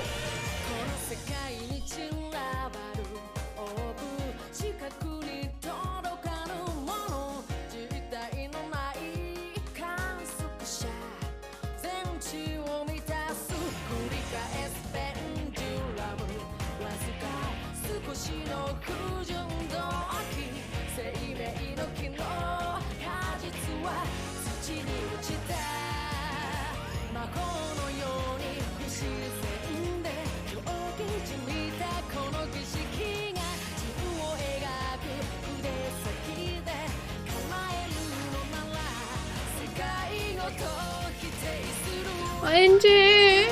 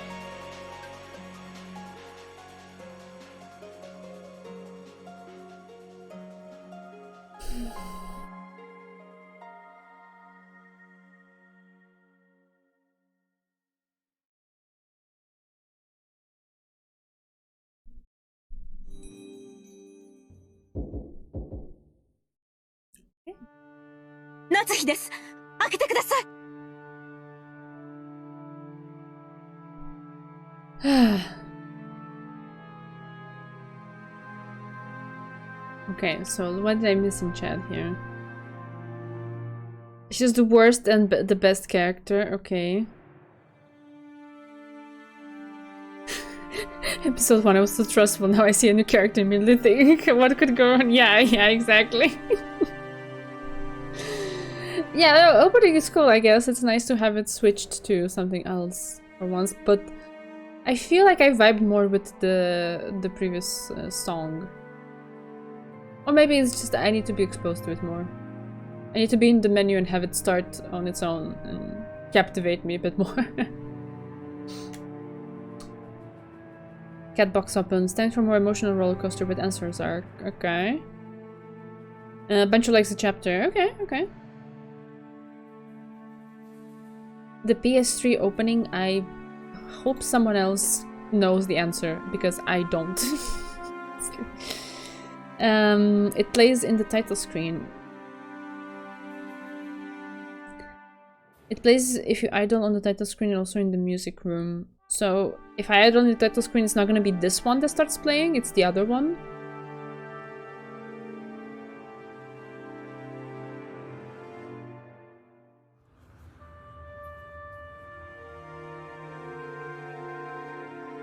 Chiru, the title of the answer arcs, means to scatter. Oh, nice.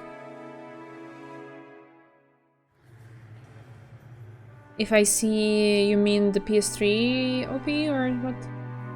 Oh, probably. But You can say that about almost anything in Umineko. I will be confused by anything. New character, yes, great. Fantastic. PS3 OP is pretty spoilery. I wouldn't recommend it for now. Okay. It's fine. I'm not gonna do anything that isn't available in game yet, so that's alright. Okay. Natsuhi yelled as she knocked loudly and repeatedly. Shortly after, there was a heavy clunking sound, and the sound of the door to Kinzo's study unlocking could be heard.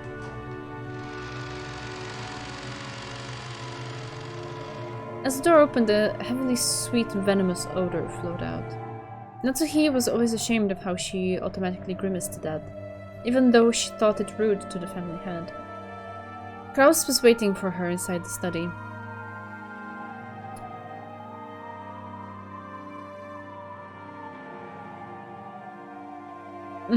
Okay, I see. Well, I'd rather not see it then, it's fine.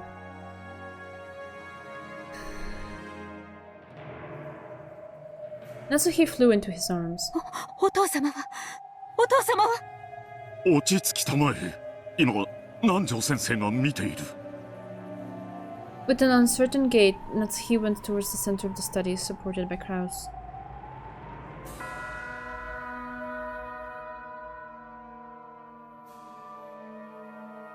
There, a dignified bed fitting for the head of the Ushiromiya family could be seen, along with Nanjo, Genji, and Kumasao. 南條先生お父様は After sighing deeply, Nanjo left the side of the bed. On the bed, Kinzo could be seen lying down, sleeping. Or not.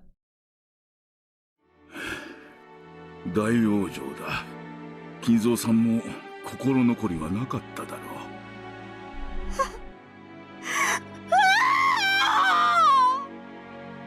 お父様お父様 Sobbing, Natsuhi put her head against the chest of the man who had fallen into a sleep from which he would never awaken. 奥様どうかしっかりお父様お父様こんな突然だって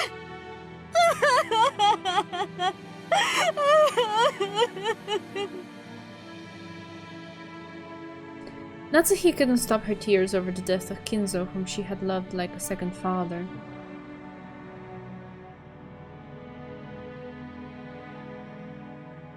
Yeah, the music is that good that it evokes certain feelings in certain kinds of moments. Yeah, I feel you. Kumasawa rubbed Natsuhi's back, consoling her.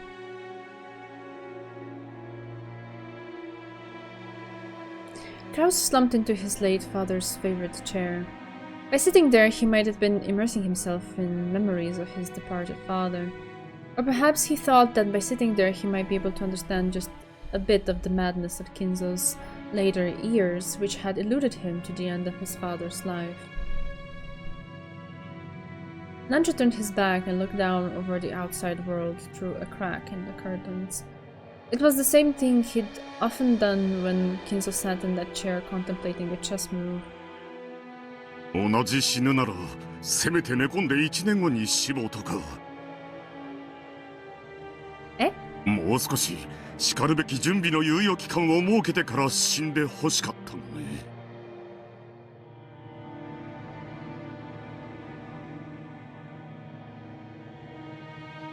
You can't schedule death! What are we talking about here, huh? それは逆だ。最後の瞬間までお元気だったことを喜ぶべきです。I'm with Nanjo on that one. 建前上はそうなるがね。Ah, Kraus. Nanjo understood. I wouldn't put it past case. Wanted to schedule death.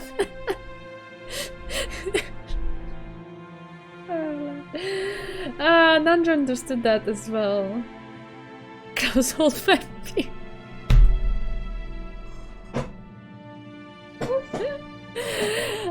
This was the death of Shiromiya Kinzo, a man who had risen like a comet and glittered like a supernova in the post-war world of business. Scamzo.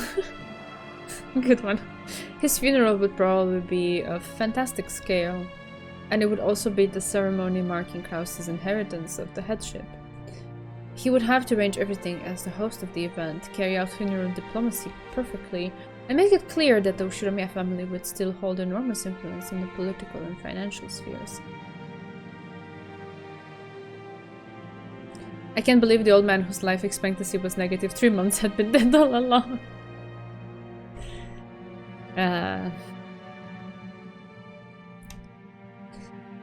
As Nanjo watched Kraus, he was vividly reminded of the time when Kinzo had been suddenly selected as the Shiromiya family head.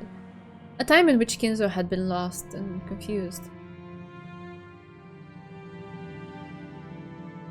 Nanjo could remember that well, and for that reason he was able to understand Kraus's distress and sympathize with it. I do like that the episode immediately starts with the death of Kinzo, a character that had been paraded around us alive for almost 120 hours at this point. Yeah, right? But at least we get some insight into it, because it, like... it was a big part of the end of last episode, and at the same time, I feel like it wasn't dwelled on at all. And so now we get to do that and maybe mourn the character properly, you know, before he's burnt to a crisp, maybe. Natsuhi's sobs eventually subsided. Seeing this and leaving Kumasawa to care for Natsuhi as a fellow woman, Genji returned to Kraus. And he lowered his head slightly as though asking what should be done. 手続き等は私と源氏さんでやろう。クラウスさんはまずは親戚の方々に連絡した方がいいでしょうな。Kraus, with his hands still over his eyes, didn't respond. Perhaps even though he had known this day would come, Kraus really couldn't hide his shock at how suddenly it had reached them. 私と南條先生にお任せを。旦那様はまずは奥様とご相談いただくのが良いかと思います。It screws with your head when you go back and have to reconsider that Kinzo doesn't exist in any of the episodes. Yeah, I guess. I don't think it screws with your head any less than other parts though. Everything is screwing with your head. At least that's how I feel. Smarter, more intelligent people with better memory than me probably don't feel the same. And that's okay. I commend you for it. Maybe she heard that, or maybe it was a coincidence. As though responding to Genji's words, Natsuhi came over. Her eyes were red from crying so much, but she apparently understood the heavy responsibility that had been imposed on the two of them even better than Kraus did. これからはあなたが栄光ある後宮家の当主です。お父様の後を立派に継いだことを内外に示しましょう。この夏日、あなたの妻として棺を並べる日までお仕えする覚悟です。Ah, that's it. Trying to encourage her husband, who was overcome with shock, Natsuhi lent him some reassuring words. When Kraus finally lowered the hands that had been covering his face, he looked up at the ceiling with a blank expression and let out a deep, deep sigh. I remember it changed my theories because I started presuming that people might be lying. I mean... yeah, I think this is the rabbit hole in which you don't know what to trust anymore. Like, what actually is the thing that you can rely on? Where could characters not be lying? Is the better question. So, yeah, it's a little bit overwhelming. Umineko was so difficult for me to understand. Oh, that's alright. You're not alone.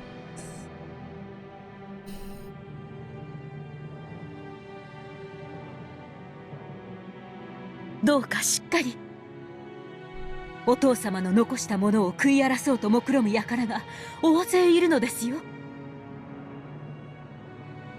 It becomes even worse when you have to try to decipher why is this person lying and about what part specifically. Yeah, that is like, which part is it? Yeah. Because the thing is, suspecting everything is just as worse at messing with your head as suspecting nothing. Because very likely the truth is a mix. How do you find that mix? I don't know. I don't have an answer for you. 私たちはお父様の名誉と財産を守るために戦わなければなりません。それが後宮家当主の最初の仕事ですよ。分かってる。分かっているとも。南條先生と源氏はお役所や葬儀業者への手配をお願いします。特に源氏、お父様の葬儀にふさわしいものとなるよう特に手配を頼みますよ。かしこまりました。それから南條先生、お父様は病院でお亡くなりになったわけではないので、その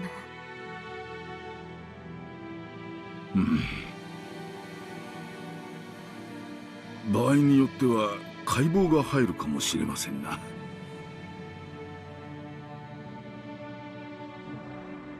なんとかなりませんか。亡くなったとはいえお父様の大切なお体です。傷をつけるなど耐えられることではありません。気持ちはわかる。だがそういうところをきっちりすることも大切だ。それにこう言ってはなんだが難しい親族の方々が多いんじゃないかね。Yeah. Yeah, it needs to be done properly. Which will not happen, because he will be burnt to a crisp. Make an autopsy on that. Good luck. Or wait, perform an autopsy, I think that's the right way to say it. There was no way to know what those inheritance vultures might try to find fault with. They might squawk that there was something suspicious about the cause of death, and use that as a point of contention to start some trouble. Right now, not only was it important to pay Kinzo's remains the respect they were due, but there was also a need to focus on solidifying the position of the new family head, Kraus. わかりました。必要最小限にお願いします。間違ってもお父様の威厳が損なわれるようなお姿にしないように。Dignity. それは大丈夫だ。安心しなさい。とにかく金蔵さんのことはわしらに任せて、夏日さんはクラウスさんのそばにいてあげなさい。これからが大変なんだから。分かっています。あなたもどうかしっかり。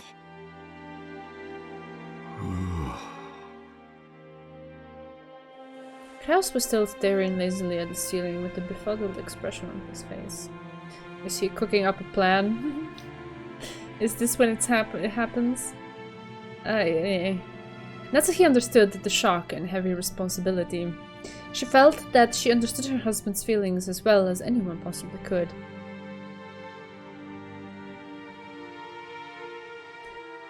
Yeah, that's what Natsuki always does. She takes everything as her own responsibility. I shudder at the idea that Kraus is now cooking up how to pass Kinzo as not dead. 親族への連絡は私がします。今だけは休まれてください。Kraus didn't respond. Natsuki thought that he was being a little bit weak, but that just made it all the more important for her to support him right now. Seeing her husband like this actually stirred Natsuki up, and a resolute expression rose to her face.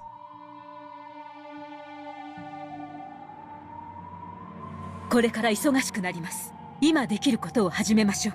夫はきっとお父様と二人きりで話したいこともあると思います。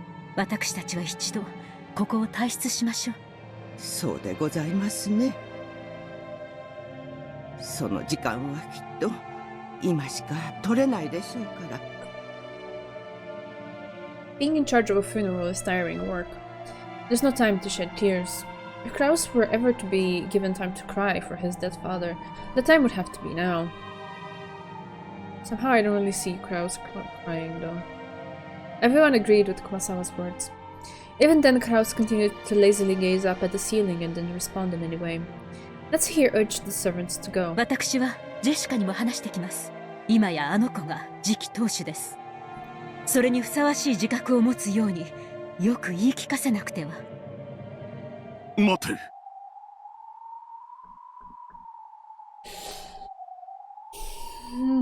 As they each started to make their way out of the study, Kraus finally spoke. They stopped walking. はい。待て。はい。Hadn't she already stopped walking, just like her husband had asked? But despite that, he had once again told her to wait. From those slightly weak words, Natsuhi understood that he had probably stopped her because he wanted her to be by his side. お前たちは下へ。私は夫と言います。何かあったらここに電話するように。かしこまりました。だから待てと言っている。When Kraus suddenly raised his voice, everyone jumped and turned around. Unable to comprehend what she had done to spark her husband's wrath, Natsuhi ran up to him. どうしましたあなた。私は何か失礼なことを口にしてしまいましたか。だったらお許しを。いや、違う。そうじゃない。そうじゃない。少し待て。時間をくれ。ええ、分かっています。心を整理するためにも必要です。私たちはその時間をあなたにあげようと。ここから静かに出ていくだけですよ。She doesn't get it. Of course she doesn't. She is too...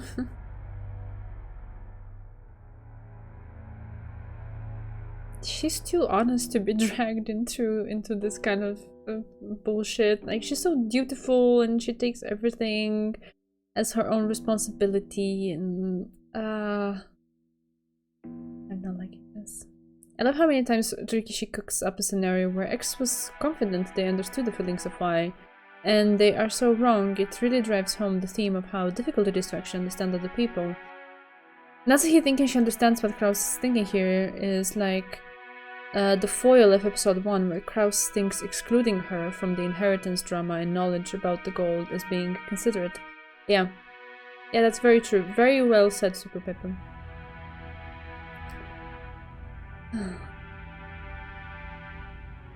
She is so dutiful. This is in heavy contrast with her nature. It makes me just feel bad for her. But okay, let's let it play out. だからそれを待てというのだ。いいか。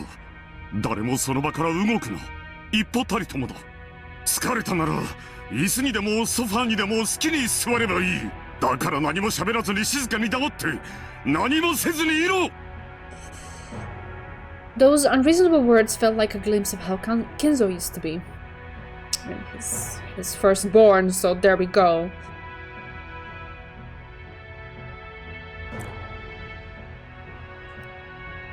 It's also nice how it often comes back to the fact that a lot of misunderstandings stem from a place of love, at least initially.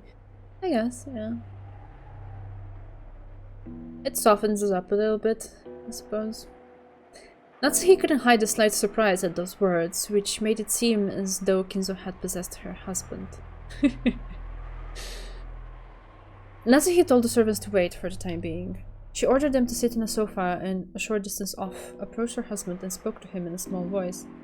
あなたがお命じになれば、夏日はいくらでも待ちます。とどまります。ですからどうか、お気を鎮められてください。違う。そうではないのだ。そうではないのだ。Was it really his father's blood, or was he actually being possessed? Kraus's disorderly style of speech strongly resembled Kinzo's. As she watched this, Natsuhi felt with even greater certainty that Kraus was indeed Kinzo's son, and that he was the true successor to the head, more suitable than any other person. Natsuhi, こっち。Kraus stood up and headed towards the window, trying to lengthen the distance between himself and the servants waiting on the sofa by even a small amount. Natsuhi realized that he must have something secret that he wanted to talk about. はい。あなた、何事ですか？親父に死なれてはまずいのだ。しかし、もうお亡くなりになりました。Yeah. そういうわけには参りません。そうじゃない。今はまずいんだ。どういうことですか？親父の財産を担保にしている。相続問題になれば隠しおせない。はあ、担保ですか？いかほど？メロディーランドの時、近藤君を応援したことがあった。 How fitting that the witch song is playing. Kondo-kun with Melodyland. あの方とは縁を切れと申し上げたじゃありませんか。私には断ったと言ったはず。どうして？男の義理というものがある。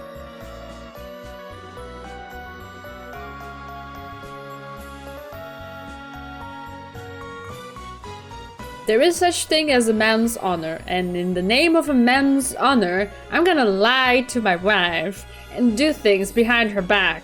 Things that put us in a very precarious position. Honor. Yes. 断れなかった。He should have become a professional boxer. Ay, Kraus. Jesus Christ. Kraus claimed to hold honor as a virtue. However, Natsuhi knew that he most often used this as an excuse after he couldn't bring himself to pass up a deal. Natsuhi knows what's up. Smart girl, smart girl. お金に余裕があるならいざ知れず。この島のリゾート計画でかなりの借金をされたのではありませんでしたか？ああ、したさ。方々で恩人に世話になったのだ。それらを返済するためにも座しているわけにはいかない。He didn't lie, he just didn't tell her. Yeah, lying by omission. 返済するためには金がいる。金を生むためには金がいる。Memes. Oh no, what's happening?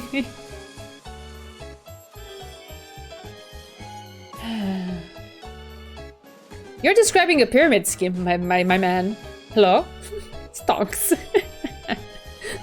金がなければ始まらない。この島の計画だって企画会社がおかしなことにならなければ順調だったのだ。都の役人とも連携は取れていた。東京都の新しい観光スポットになると知事の太鼓判ももらえていた。私の根回しは完璧だったのだ。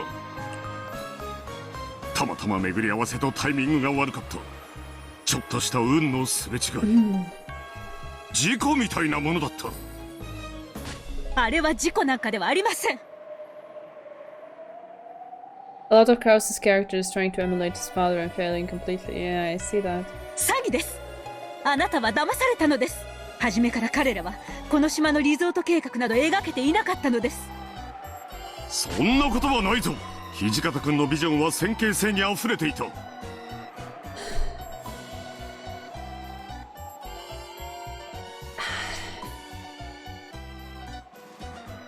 I don't know, I can't help but feel like for an ambitious businessman to fall for all of these things, it's just... Huh? Kraus investing in NFT.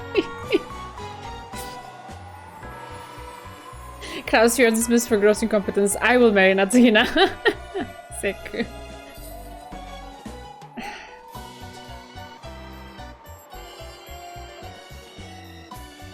Because his entire life he got practically told, be like Kinzo. So he decided to be completely opposite.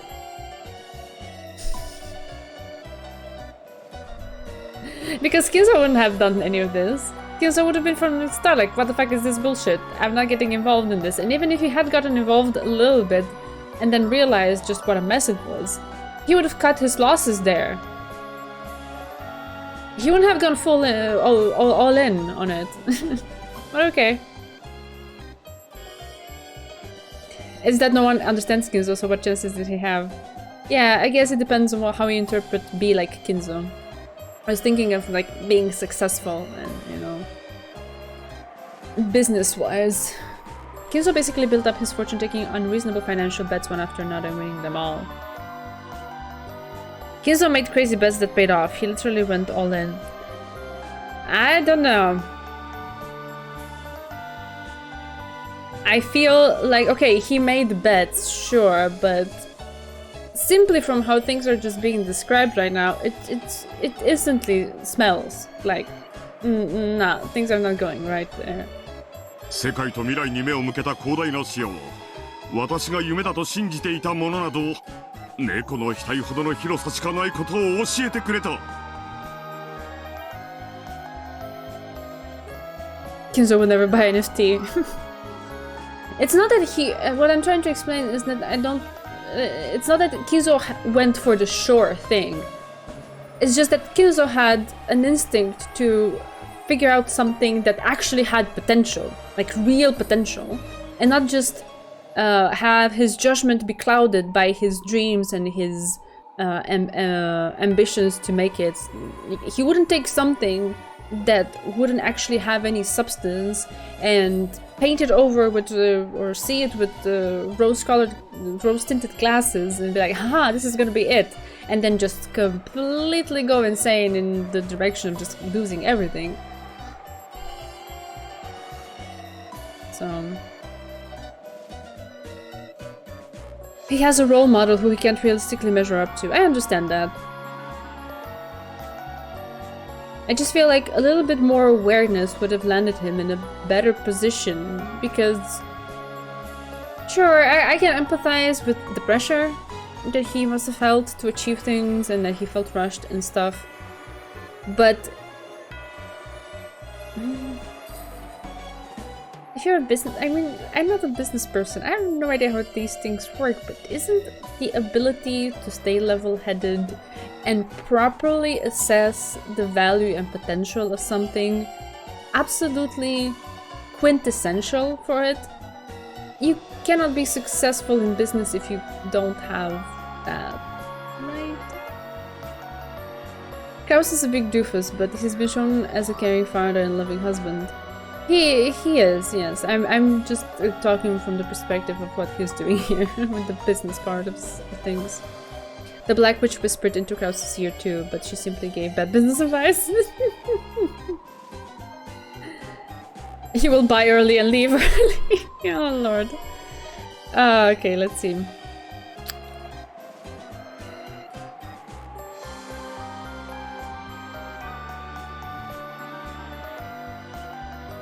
Like, basically what he's describing in this paragraph is that someone whispered sweet nothings into his ear, and it was exactly what he wanted to hear, so he just like bet it all on that.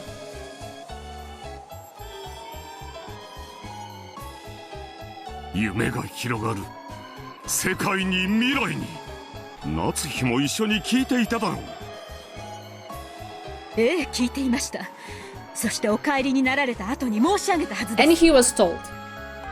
He had a person beside him who told him, yo, that thing is fishy as heck. Don't. What did he do? He still did it. He's a doofus. He is. I would rate Kraus as an unsuccessful George type. George would be good at business by holding all the same values enforced by societal standards, but unlike George, Kraus has no brains or talent. Oh, that feels sad. Maybe Kraus keep making those same bets for the same reason Rosa keeps picking the wrong men. Ay ay ay ay ay. Duh. あの方はうさんくさい。語るのは未来ばかりで地に足がついていない。これ以上お付き合いしてはならないと。There it is. 土方君は立派な好青年だ。So you're not defending it with something like, he had a plan, we had these numbers, these projections, or this whatever. No, it's because he was a wonderful, pleasant young man.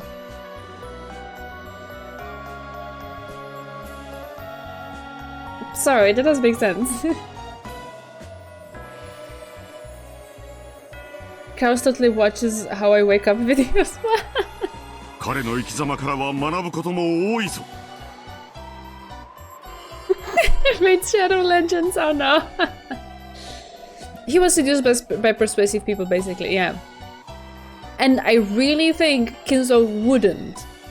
So he is trying to emulate the wrong parts of Kinzo. He's not trying at least to see what is the substance behind it all. He just sees a facade and the results of the actions, but not the thinking that went into achieving those results at all. So he's enamored with achieving that thing, and the first person who comes and tells him that they will do that, he just instantly is in. I also believe he's over. Yeah, exactly. At least those give you money.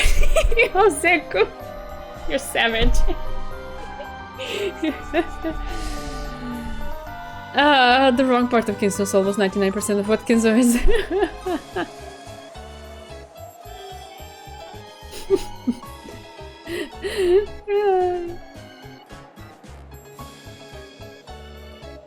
彼は若いが尊敬できる。彼のことを侮辱することは許さんぞ。 See, he's defending the guy who put him in this precarious position to begin with.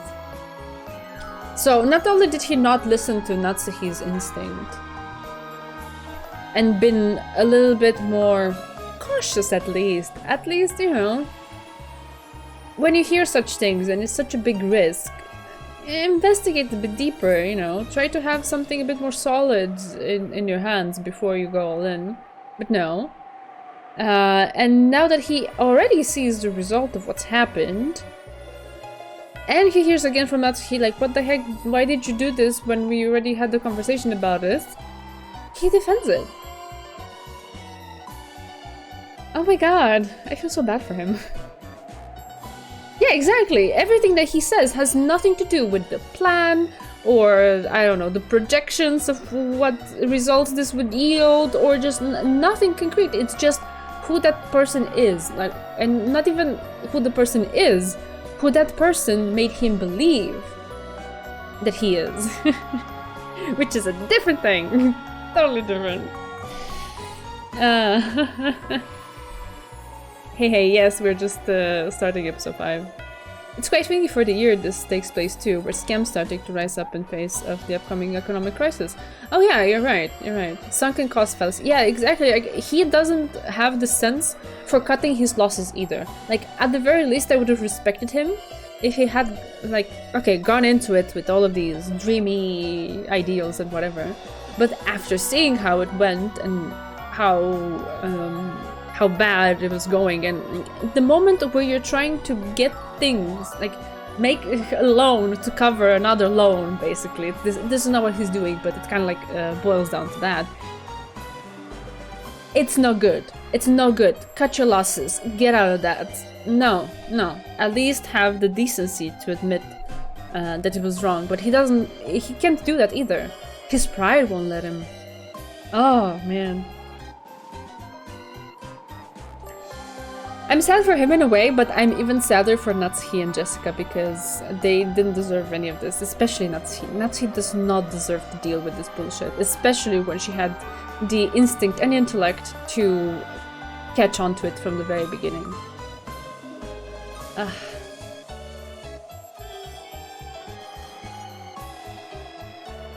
The meme in the Umineko clan?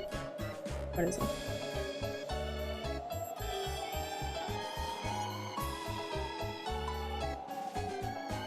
Rockenjima if Natsuhi managed inheritance while Kraus was stay-at-home dad. It's true.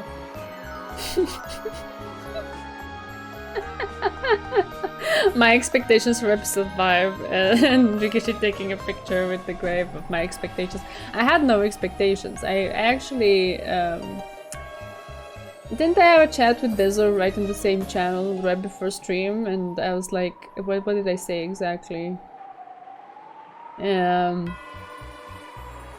I said that I expect 0 answers and trust nothing, so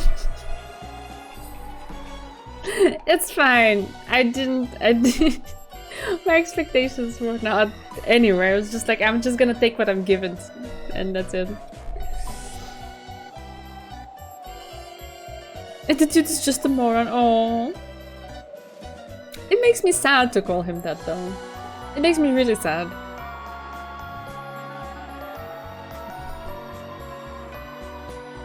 I doubt you expected Chaos's financial history lessons. No, I did not.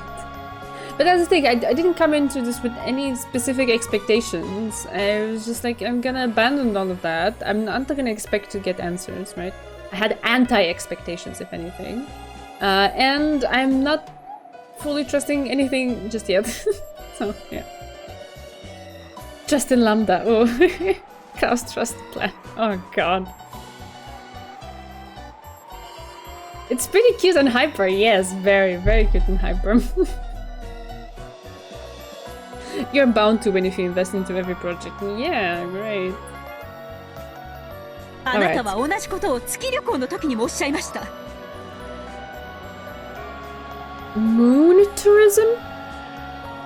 先見性がある、未来がある、夢があると連呼され、その挙句はいかがでしたか？高等無形な話だったと、あなた自らがお認めになったではありませんか。 Oh, so he has a previous experience of... Oh. That makes it so much worse. 私はNASA の高官とか名乗るおかしな男が現れた頃から、これは絶対におかしいと確信しておりました。 To the moon! Oh my lord. Open the meme floodgates. Get in the fucking space rocket, Jessica. Oh my god. あれはあの外国人が国際的な詐欺師だったに過ぎない。あの件については私も曽根崎氏も被害者だ。 He says it in the same way. The only issue was this other thing that we had no influence of. Like, they scammed us. We're victims. No.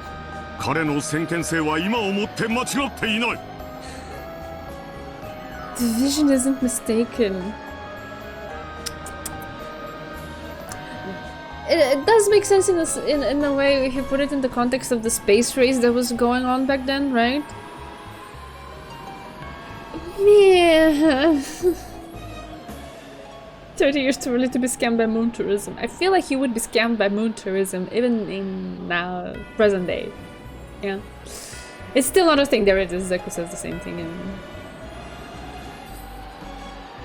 This thing gets memed a lot, but the fact moon tourism was actually a huge thing during those years. Yeah, I guess so. With the, like I said, with the space race and everything. 将来必ず世界の大富豪が宇宙旅行をたしなむ時代が訪れる。そしてその最初の事業は民間医者によって独占されるだろう。着眼点は間違っていない。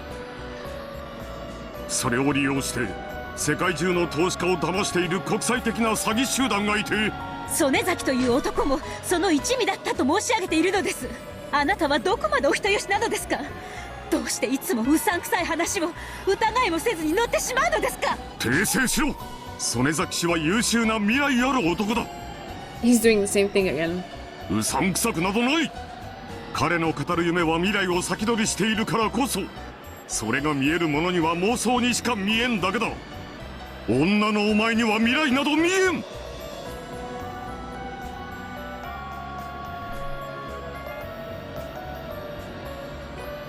I can take it to the point where you start to insult Natsuki for not agreeing with this vision. Like, excuse me? The woman carries already so much on her shoulders. The reality that apparently you're not willing to face. And she's oh, I'm so upset on her behalf. Oh my god. He repeats the same things that were said about Kinzo, by the way, he can see the whole future. Yeah. Yeah, I understand. I fully understand. He has this like ideal dream kind of person. He doesn't have a grasp of how these things could actually be achieved. He just has the ideal of the result and the kind of person it would make him if he achieved that result. But he has no clue how to get from point A to point B at all. He doesn't understand how Kinzo did it, has no clue to pave a path of his own either. Because if he could just be decent at it, he wouldn't have to be exactly like Kinzo. As long as he made a profit. But no! No! Let's see, invent spaceflight, right?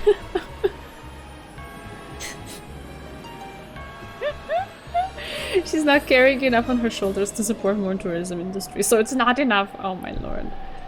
She's basically doing everything in that household herself. 女の私には未来など見えません。でも現在なら見えます。 There it is, yeah.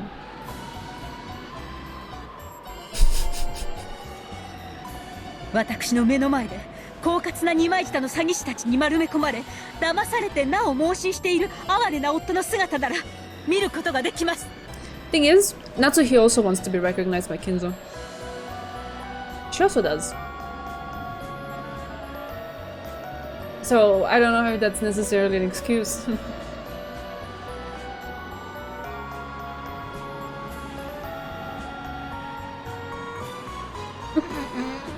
Oh my lord. Chat's going crazy. 黙れ！お前には金も事業も経済も何もわからん。夫の仕事に口は出すな。Yeah. 妻は家事だけをしてればいい。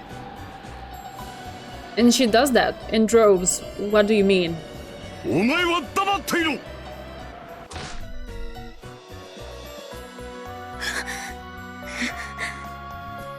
Without another word, Natsuhi fell silent, just as Kraus wanted. He doesn't deserve her. She was already far beyond anger and sadness. And the emotion that lay on the other side of those was an almost indifferent pity. Kraus had always been frightened of Kinzo since the days of his youth and had come to subconsciously admire the way his father lived. Without realizing it, he had come to believe that he could only be recognized as a man in his own right if he surpassed his father. And instead he went on to just be no man at all.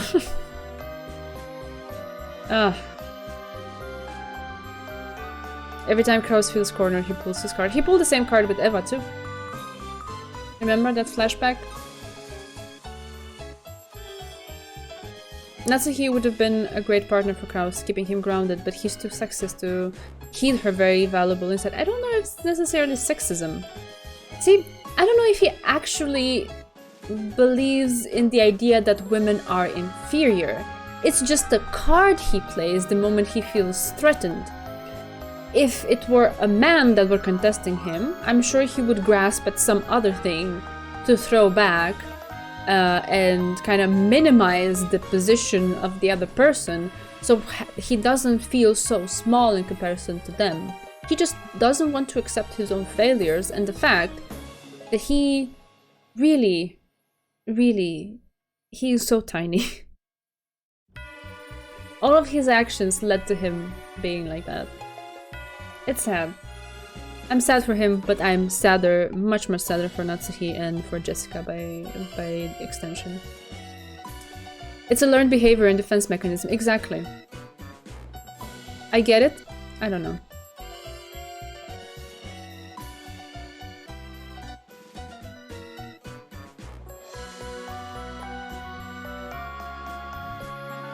Oh lord, I'm confused.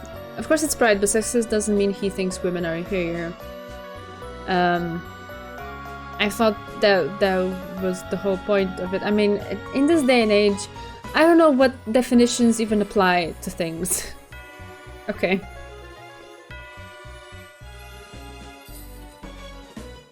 I thought sexism means disregarding women, not for their I don't know, it depends on the situation, but like not for their skill set abilities or the value of what they're trying to say or do, just simply disregarding them because it's a woman who's trying to do that or a woman's trying to say that, right? So I feel like there's an implied inferiority when something is coming from a woman rather than from a man, because if it's a woman you disregard it, but it's the same thing coming from a man you don't, right? So, from that perspective, I don't think he's necessarily sexist, it's just a card that he plays a facade that he puts on, a thing that he can grasp at to say to invalidate what's being said to him, even though within himself he probably understands that what he is being told is actually very valid and the fault is his, but he reacts this way to not accept that fault and to kind of keep putting his head in the sand, basically.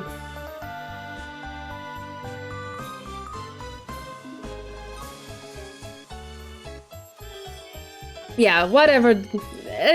Okay, I expressed already what I thought. If sexism or not applies as a label to it, whatever.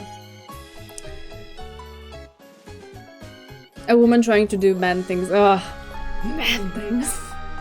They're just things, okay? And humans attempt them.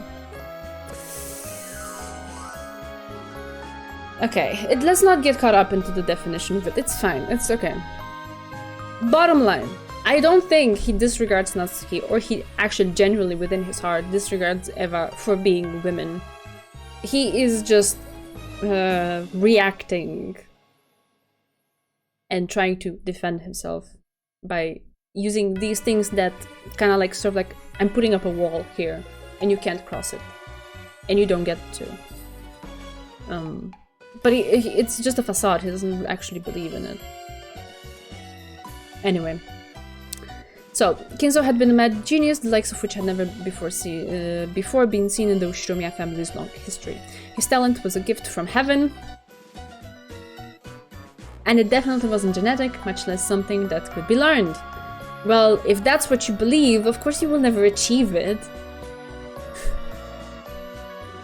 I mean...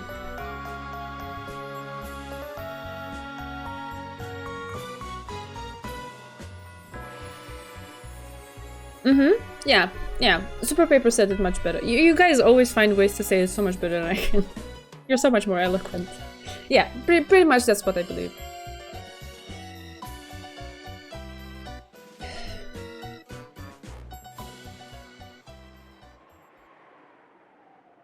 Natsuhi instructed the servants not to tell anyone about Kinzo's death, and dismissed everyone for the time being, to give the two of them a chance to talk alone.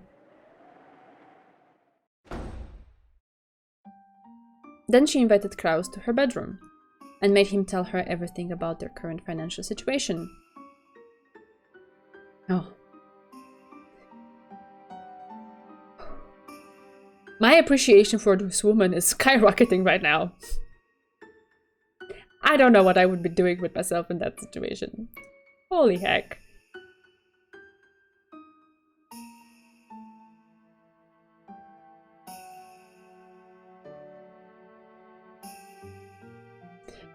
Okay, I see what you mean, Bancho. Okay, I got it. He's being sexist in the moment. Sure. Okay.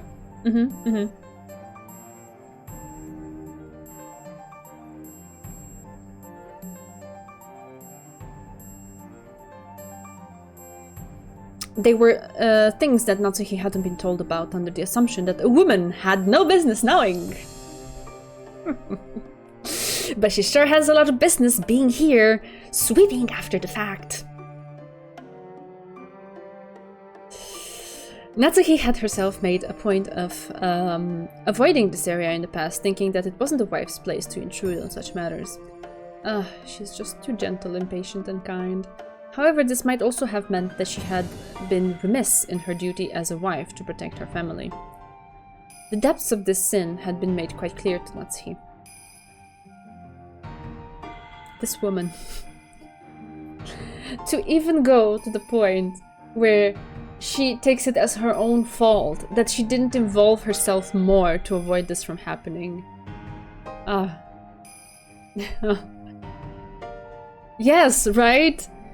Kraus was probably tired of trying to defend himself. Perhaps because he had gotten a headache, he hid his face and sank into silence. Natsuhi noticed that the water in the electric kettle was boiling and stood up to refill her cup with black tea. That rings painfully true to the many real-life people situations. Yeah, I guess so. I mean, I already liked her quite a bit, but this is... oh my god.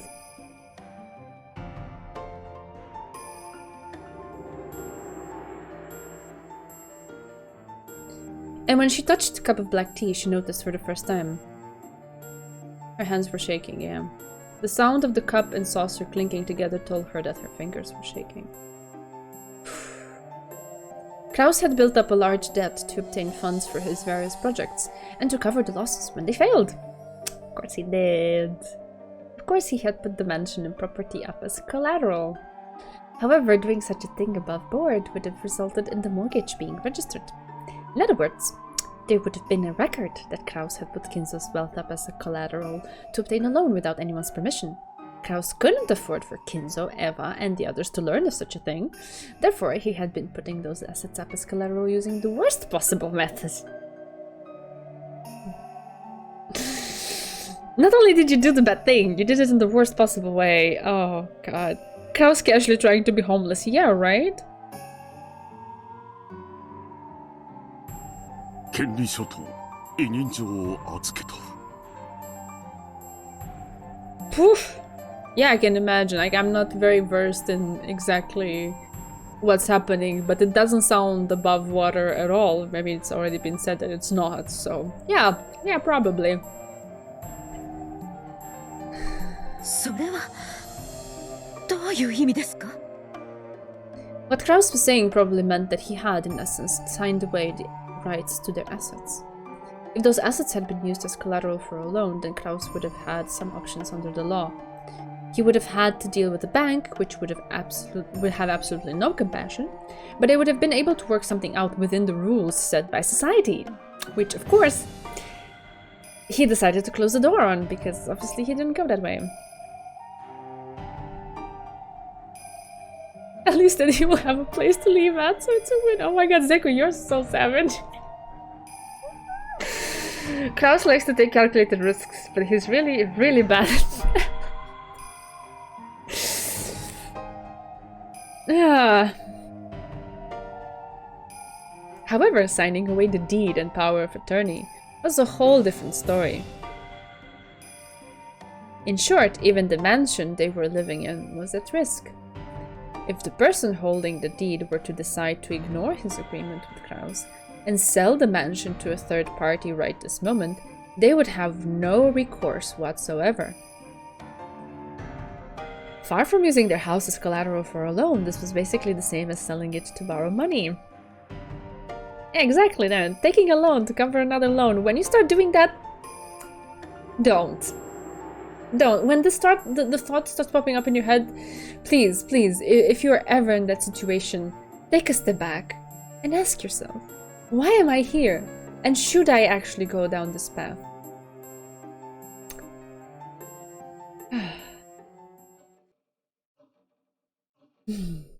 つまり後宮家の生殺与奪は金貸したちの手に委ねられていたわけですね。彼らがほんのわずかの気まぐれを起こして突然この家を売り払ったら、私たちは今すぐにも荷物をまとめ出ていかなくてはならないということですね。理屈上はそうだ。だが取引の相手はいずれも社会的信用のある人物ばかりだ。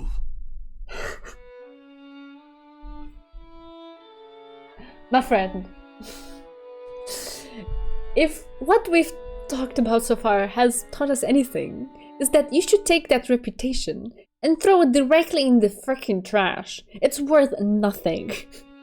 The question is not about are they reputable or not. That's...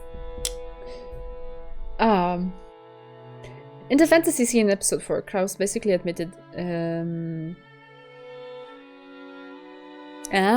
something I'm not catching there. The darker the horse is, the more he wants... okay. The darker the horse is, the more he wants to bet on it, because he's trying to emulate Kinzo's miraculous rise. The important thing for him subconsciously isn't how good the bet actually is, but how amazing it will make him look if he actually wins. Yeah, the problem with all of that is that everything crumbles if he doesn't win. So he got blinded by the dazzling illusion of the outcome. So he didn't stop to think how to actually get there.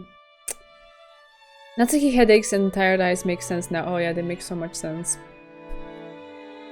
I mean, it was funny, I guess, when the explanation was given that it could have been Beatrice just being invisible around her and tapping her forehead with her pipe.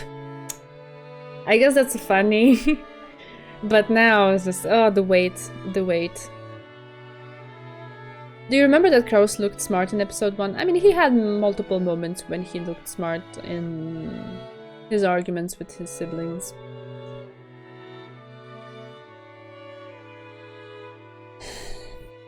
I don't know, it's hard for me to come to terms with it by simply stating that he's a moron. It doesn't seem right. Like, I don't think this was a result of just plain stupidity.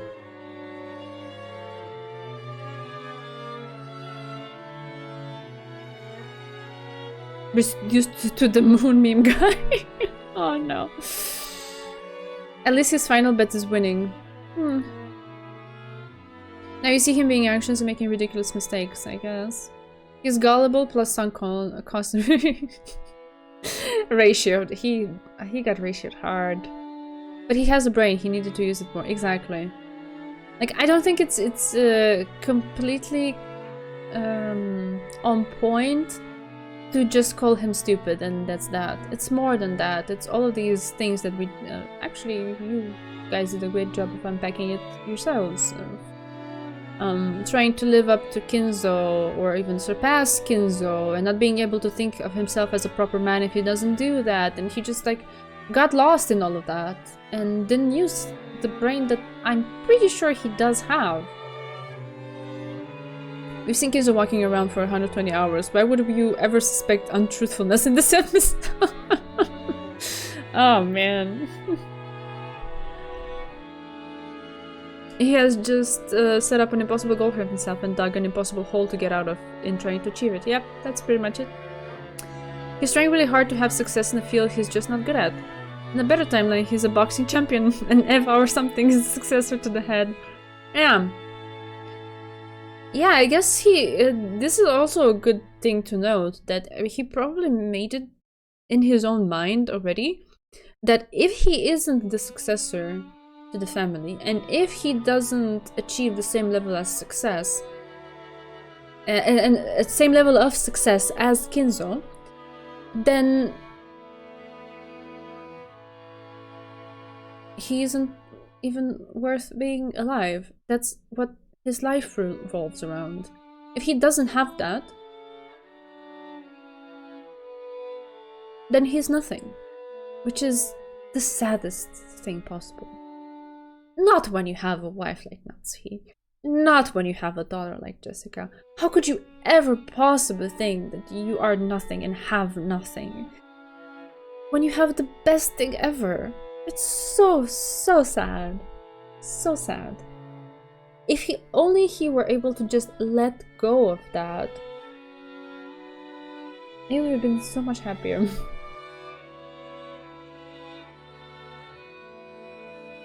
If he does not live up, he's a failure in his own view. Yep, that's it. It ties back to Angel's dialogue about satisfaction, how to be satisfied with your life. Yeah, we're getting there. I think everything will circle back to that. Average Ushiromiya problems. Yeah, just a normal day in the Ushiromiya family life. We all frame our self-worth in similar ways, conditioned by our life story. We do. That's why I'm sad for him. I'm sad that these were the circumstances and that he couldn't find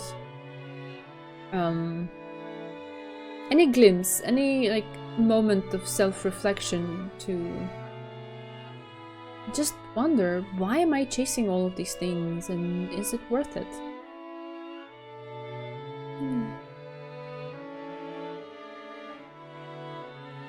Yeah, exactly, Zeko. Precisely, that's what I'm saying. They could be so amazingly happy together. And that's all you need. That's the most important thing. Always looking for the specific sort of approval you think you need, even though you're surrounded by loving people. Yeah. Hard. Okay, let's try to get to a stopping point, I guess. その金じゃないぞ。 They aren't loan sharks, you think so? 経済人同士の信用取引だ。 Oh, Klaus. 私も相手を信用している。相手だって私に金を貸すことで私が大きな事業を成功させ、投資した額が大きくなって帰ってくることを信用している。 I'm not even gonna comment on these. 私の誠意と事業の絶対の成功を疑わないからだ。ここで渋ったらどうなる？ The saddest part is that he truly believes all of this. He genuinely believes that he put his heart and everything on the line for this. 自分の事業に自分で自信が持てないことになるだろう。 No, actually, I have not, Bea. I don't know.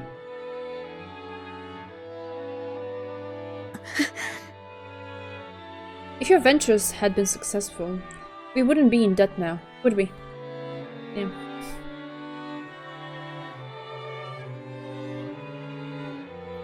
Natsuhi only barely stopped herself from saying it. お父様は亡くなりました。するとどうなりますか？あなたの借金が白日の元となり、他の兄弟たちに咎められることになるわけですか？それだけでは済まない。多分刑事訴訟にも及ぶだろう。刑事訴訟？どうしてですか？君は知らない方がいい。 Are you seriously stating that? とにかく絶対にこのことを誰にも知られてはならんのだ。 Kraus looked at the floor shamefully, shaking his head over and over. If it would come to criminal charges, then he must have broken some laws. He had probably been so intent on raising a large sum of money that he hadn't paid any heed to appearances. Kraus had seriously believed that his many projects would definitely succeed and return huge profits.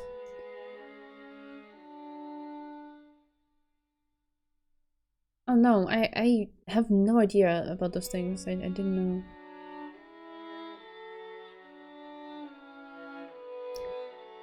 So he had figured that even if he broke a few laws, he would be able to pay everything back before too long and pretend that the whole thing had never happened.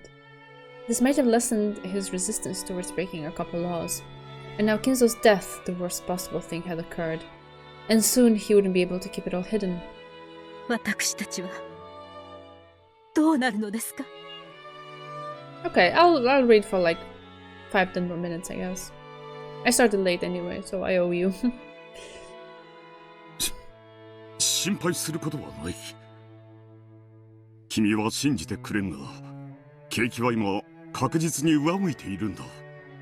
私が都心で投資した不動産価値はみるみる上昇している。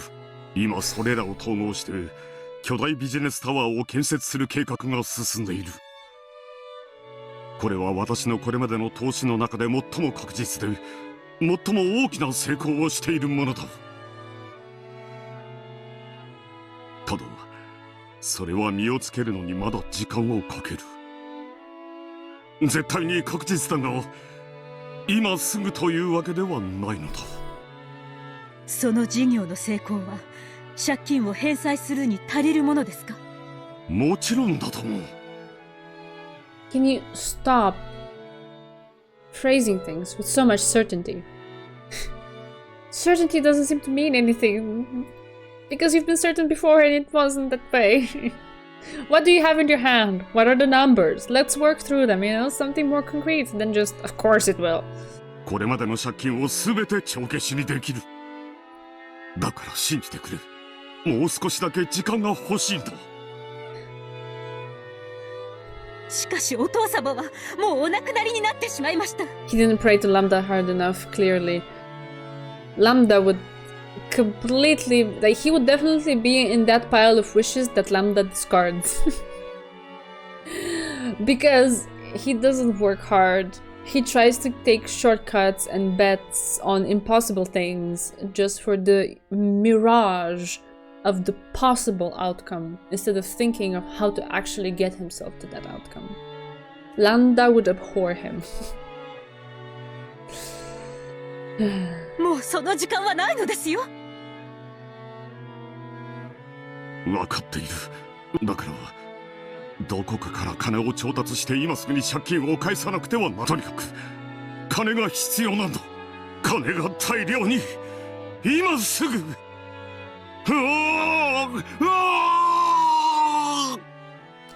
Basically, it seems that it all boils down to this same phrase for all of the siblings, so...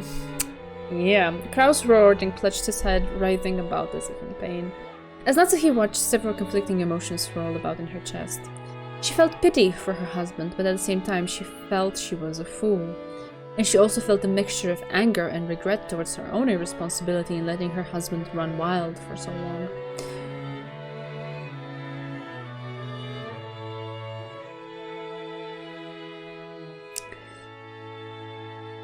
Yes and no. Because he's not a child that needs to be supervised and educated. He's a proper adult. Running wild is not something that he should have ever been in a position to do. So I respect Natsuhi that because she feels this responsibility, but it's truly Kraus's responsibility, not hers.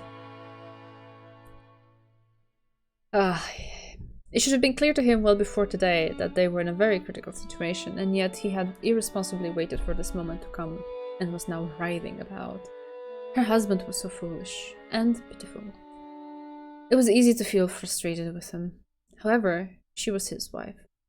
For a wife to ridicule her husband as a fool would run in conflict with her responsibilities. If he was a fool, then she would have to support him to compensate. Cuts. This woman. However, she didn't have a clue what she was meant to do about this. If there was a massive amount of money like that within easy reach, there was no way that Kraus wouldn't have already laid his hands on it. It would also be easy to tell him to be a man and give up on everything. But that would also run in conflict with her responsibilities. She was Ushiromiya Natsuhi, the woman who had become Kraus's wife and sworn to support him, the new head of the Ushiromiya family for as long as she lived. She had to somehow help her husband in his effort to raise money. She understood it logically, but she couldn't suppress the indescribable feeling of dejection that seemed to rise up from the dark depths of her heart. そうだ。親父の隠し黄金。Oh, this is so sad. In the effort to fix the hole created by him chasing a mirage, he's gonna go chase yet another one. Smart. 10トンの黄金なら200億の価値がある。あれさえあれば。そうそう。あれさえ見つかれば万事は解決する。夏日、あれだ。魔女の碑文だ。あれを解こう。一緒に解こう。黄金さえ見つかれば万事解決なんだ。そうさ。この島のどこかに隠されてるはずなんだ。あれさえあれば。あれさえあれば。一体あなたやめてください。Kraus, acting as excited as if he'd thought up a perfect, brilliant plan, grasped Natsuhi's upper arm tightly. Natsuhi couldn't help but be dumbfounded. It wasn't just because she'd heard something as fake-sounding as the hidden gold brought up. Kraus usually disparaged the story of the hidden gold, saying that it didn't exist and that it was all a fiction his father had created to borrow a lot of money. Natsuhi had was doubly taken aback because of this. そうだ。ジェシカにも協力してもらおう。子供の感性でなら解けることもあるかもしれない。今は一家の一大事なんだ。みんなで協力し合わなくてはならない。そうだ。あんなの親父が作った気まぐれな謎なんだ。解けるはずさ。解けないはずがないんだ。それしかないんだ。ああ、夏日。本当によかった。まだ手は残っていたんだよ。こんなに身近に。この島に黄金はある。それさえあれば万事解決なんだ。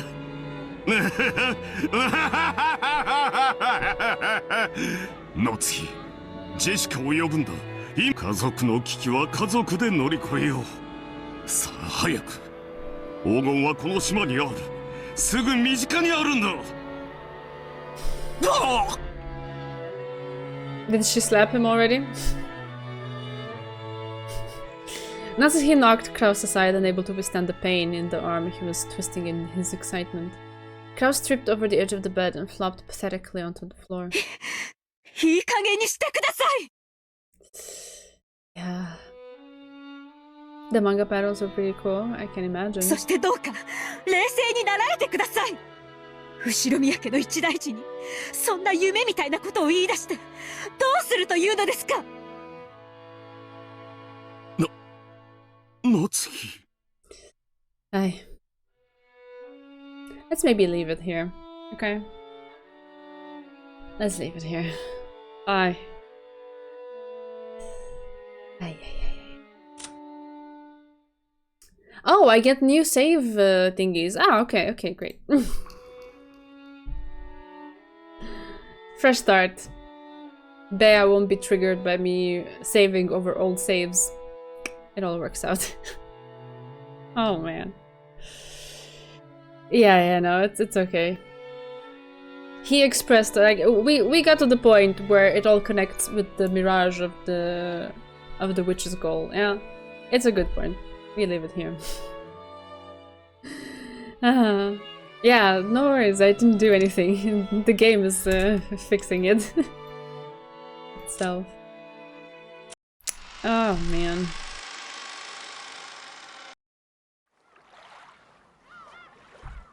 Ah, interesting that we see these cliffs. Aren't these like the cliffs where Beatrice is supposed to have died in Rosa's childhood story? Makes me think of that.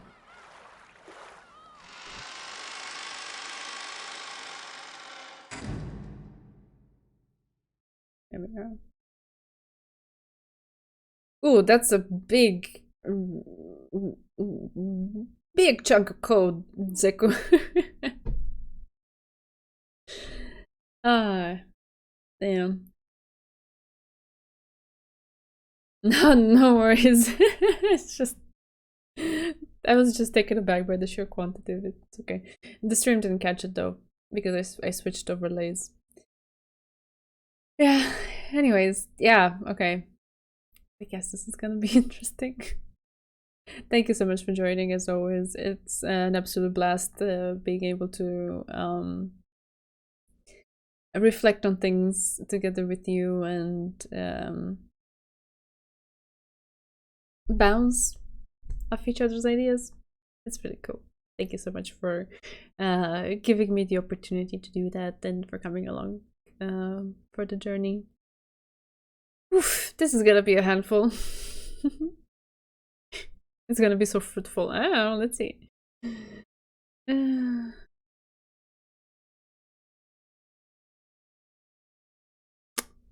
Yep. Gotta love a witch's stream. Now we have to wait again until the rat detective comes back. Okay. I still don't know what was up with that character.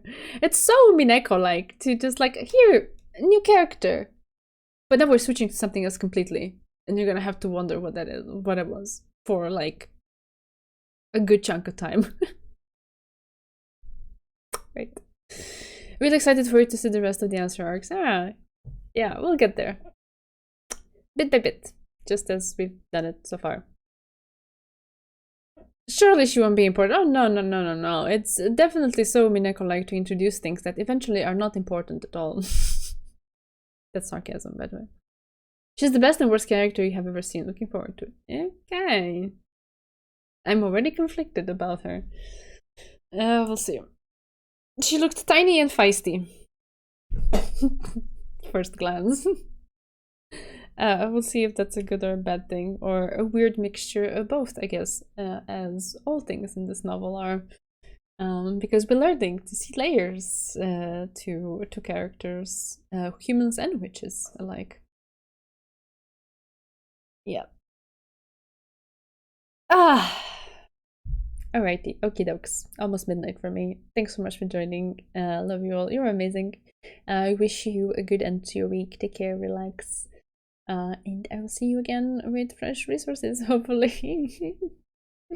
For yeah, another ride down Krause's bad investment decisions on Tuesday.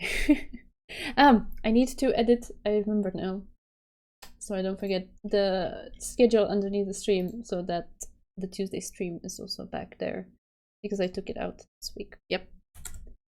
So there we go.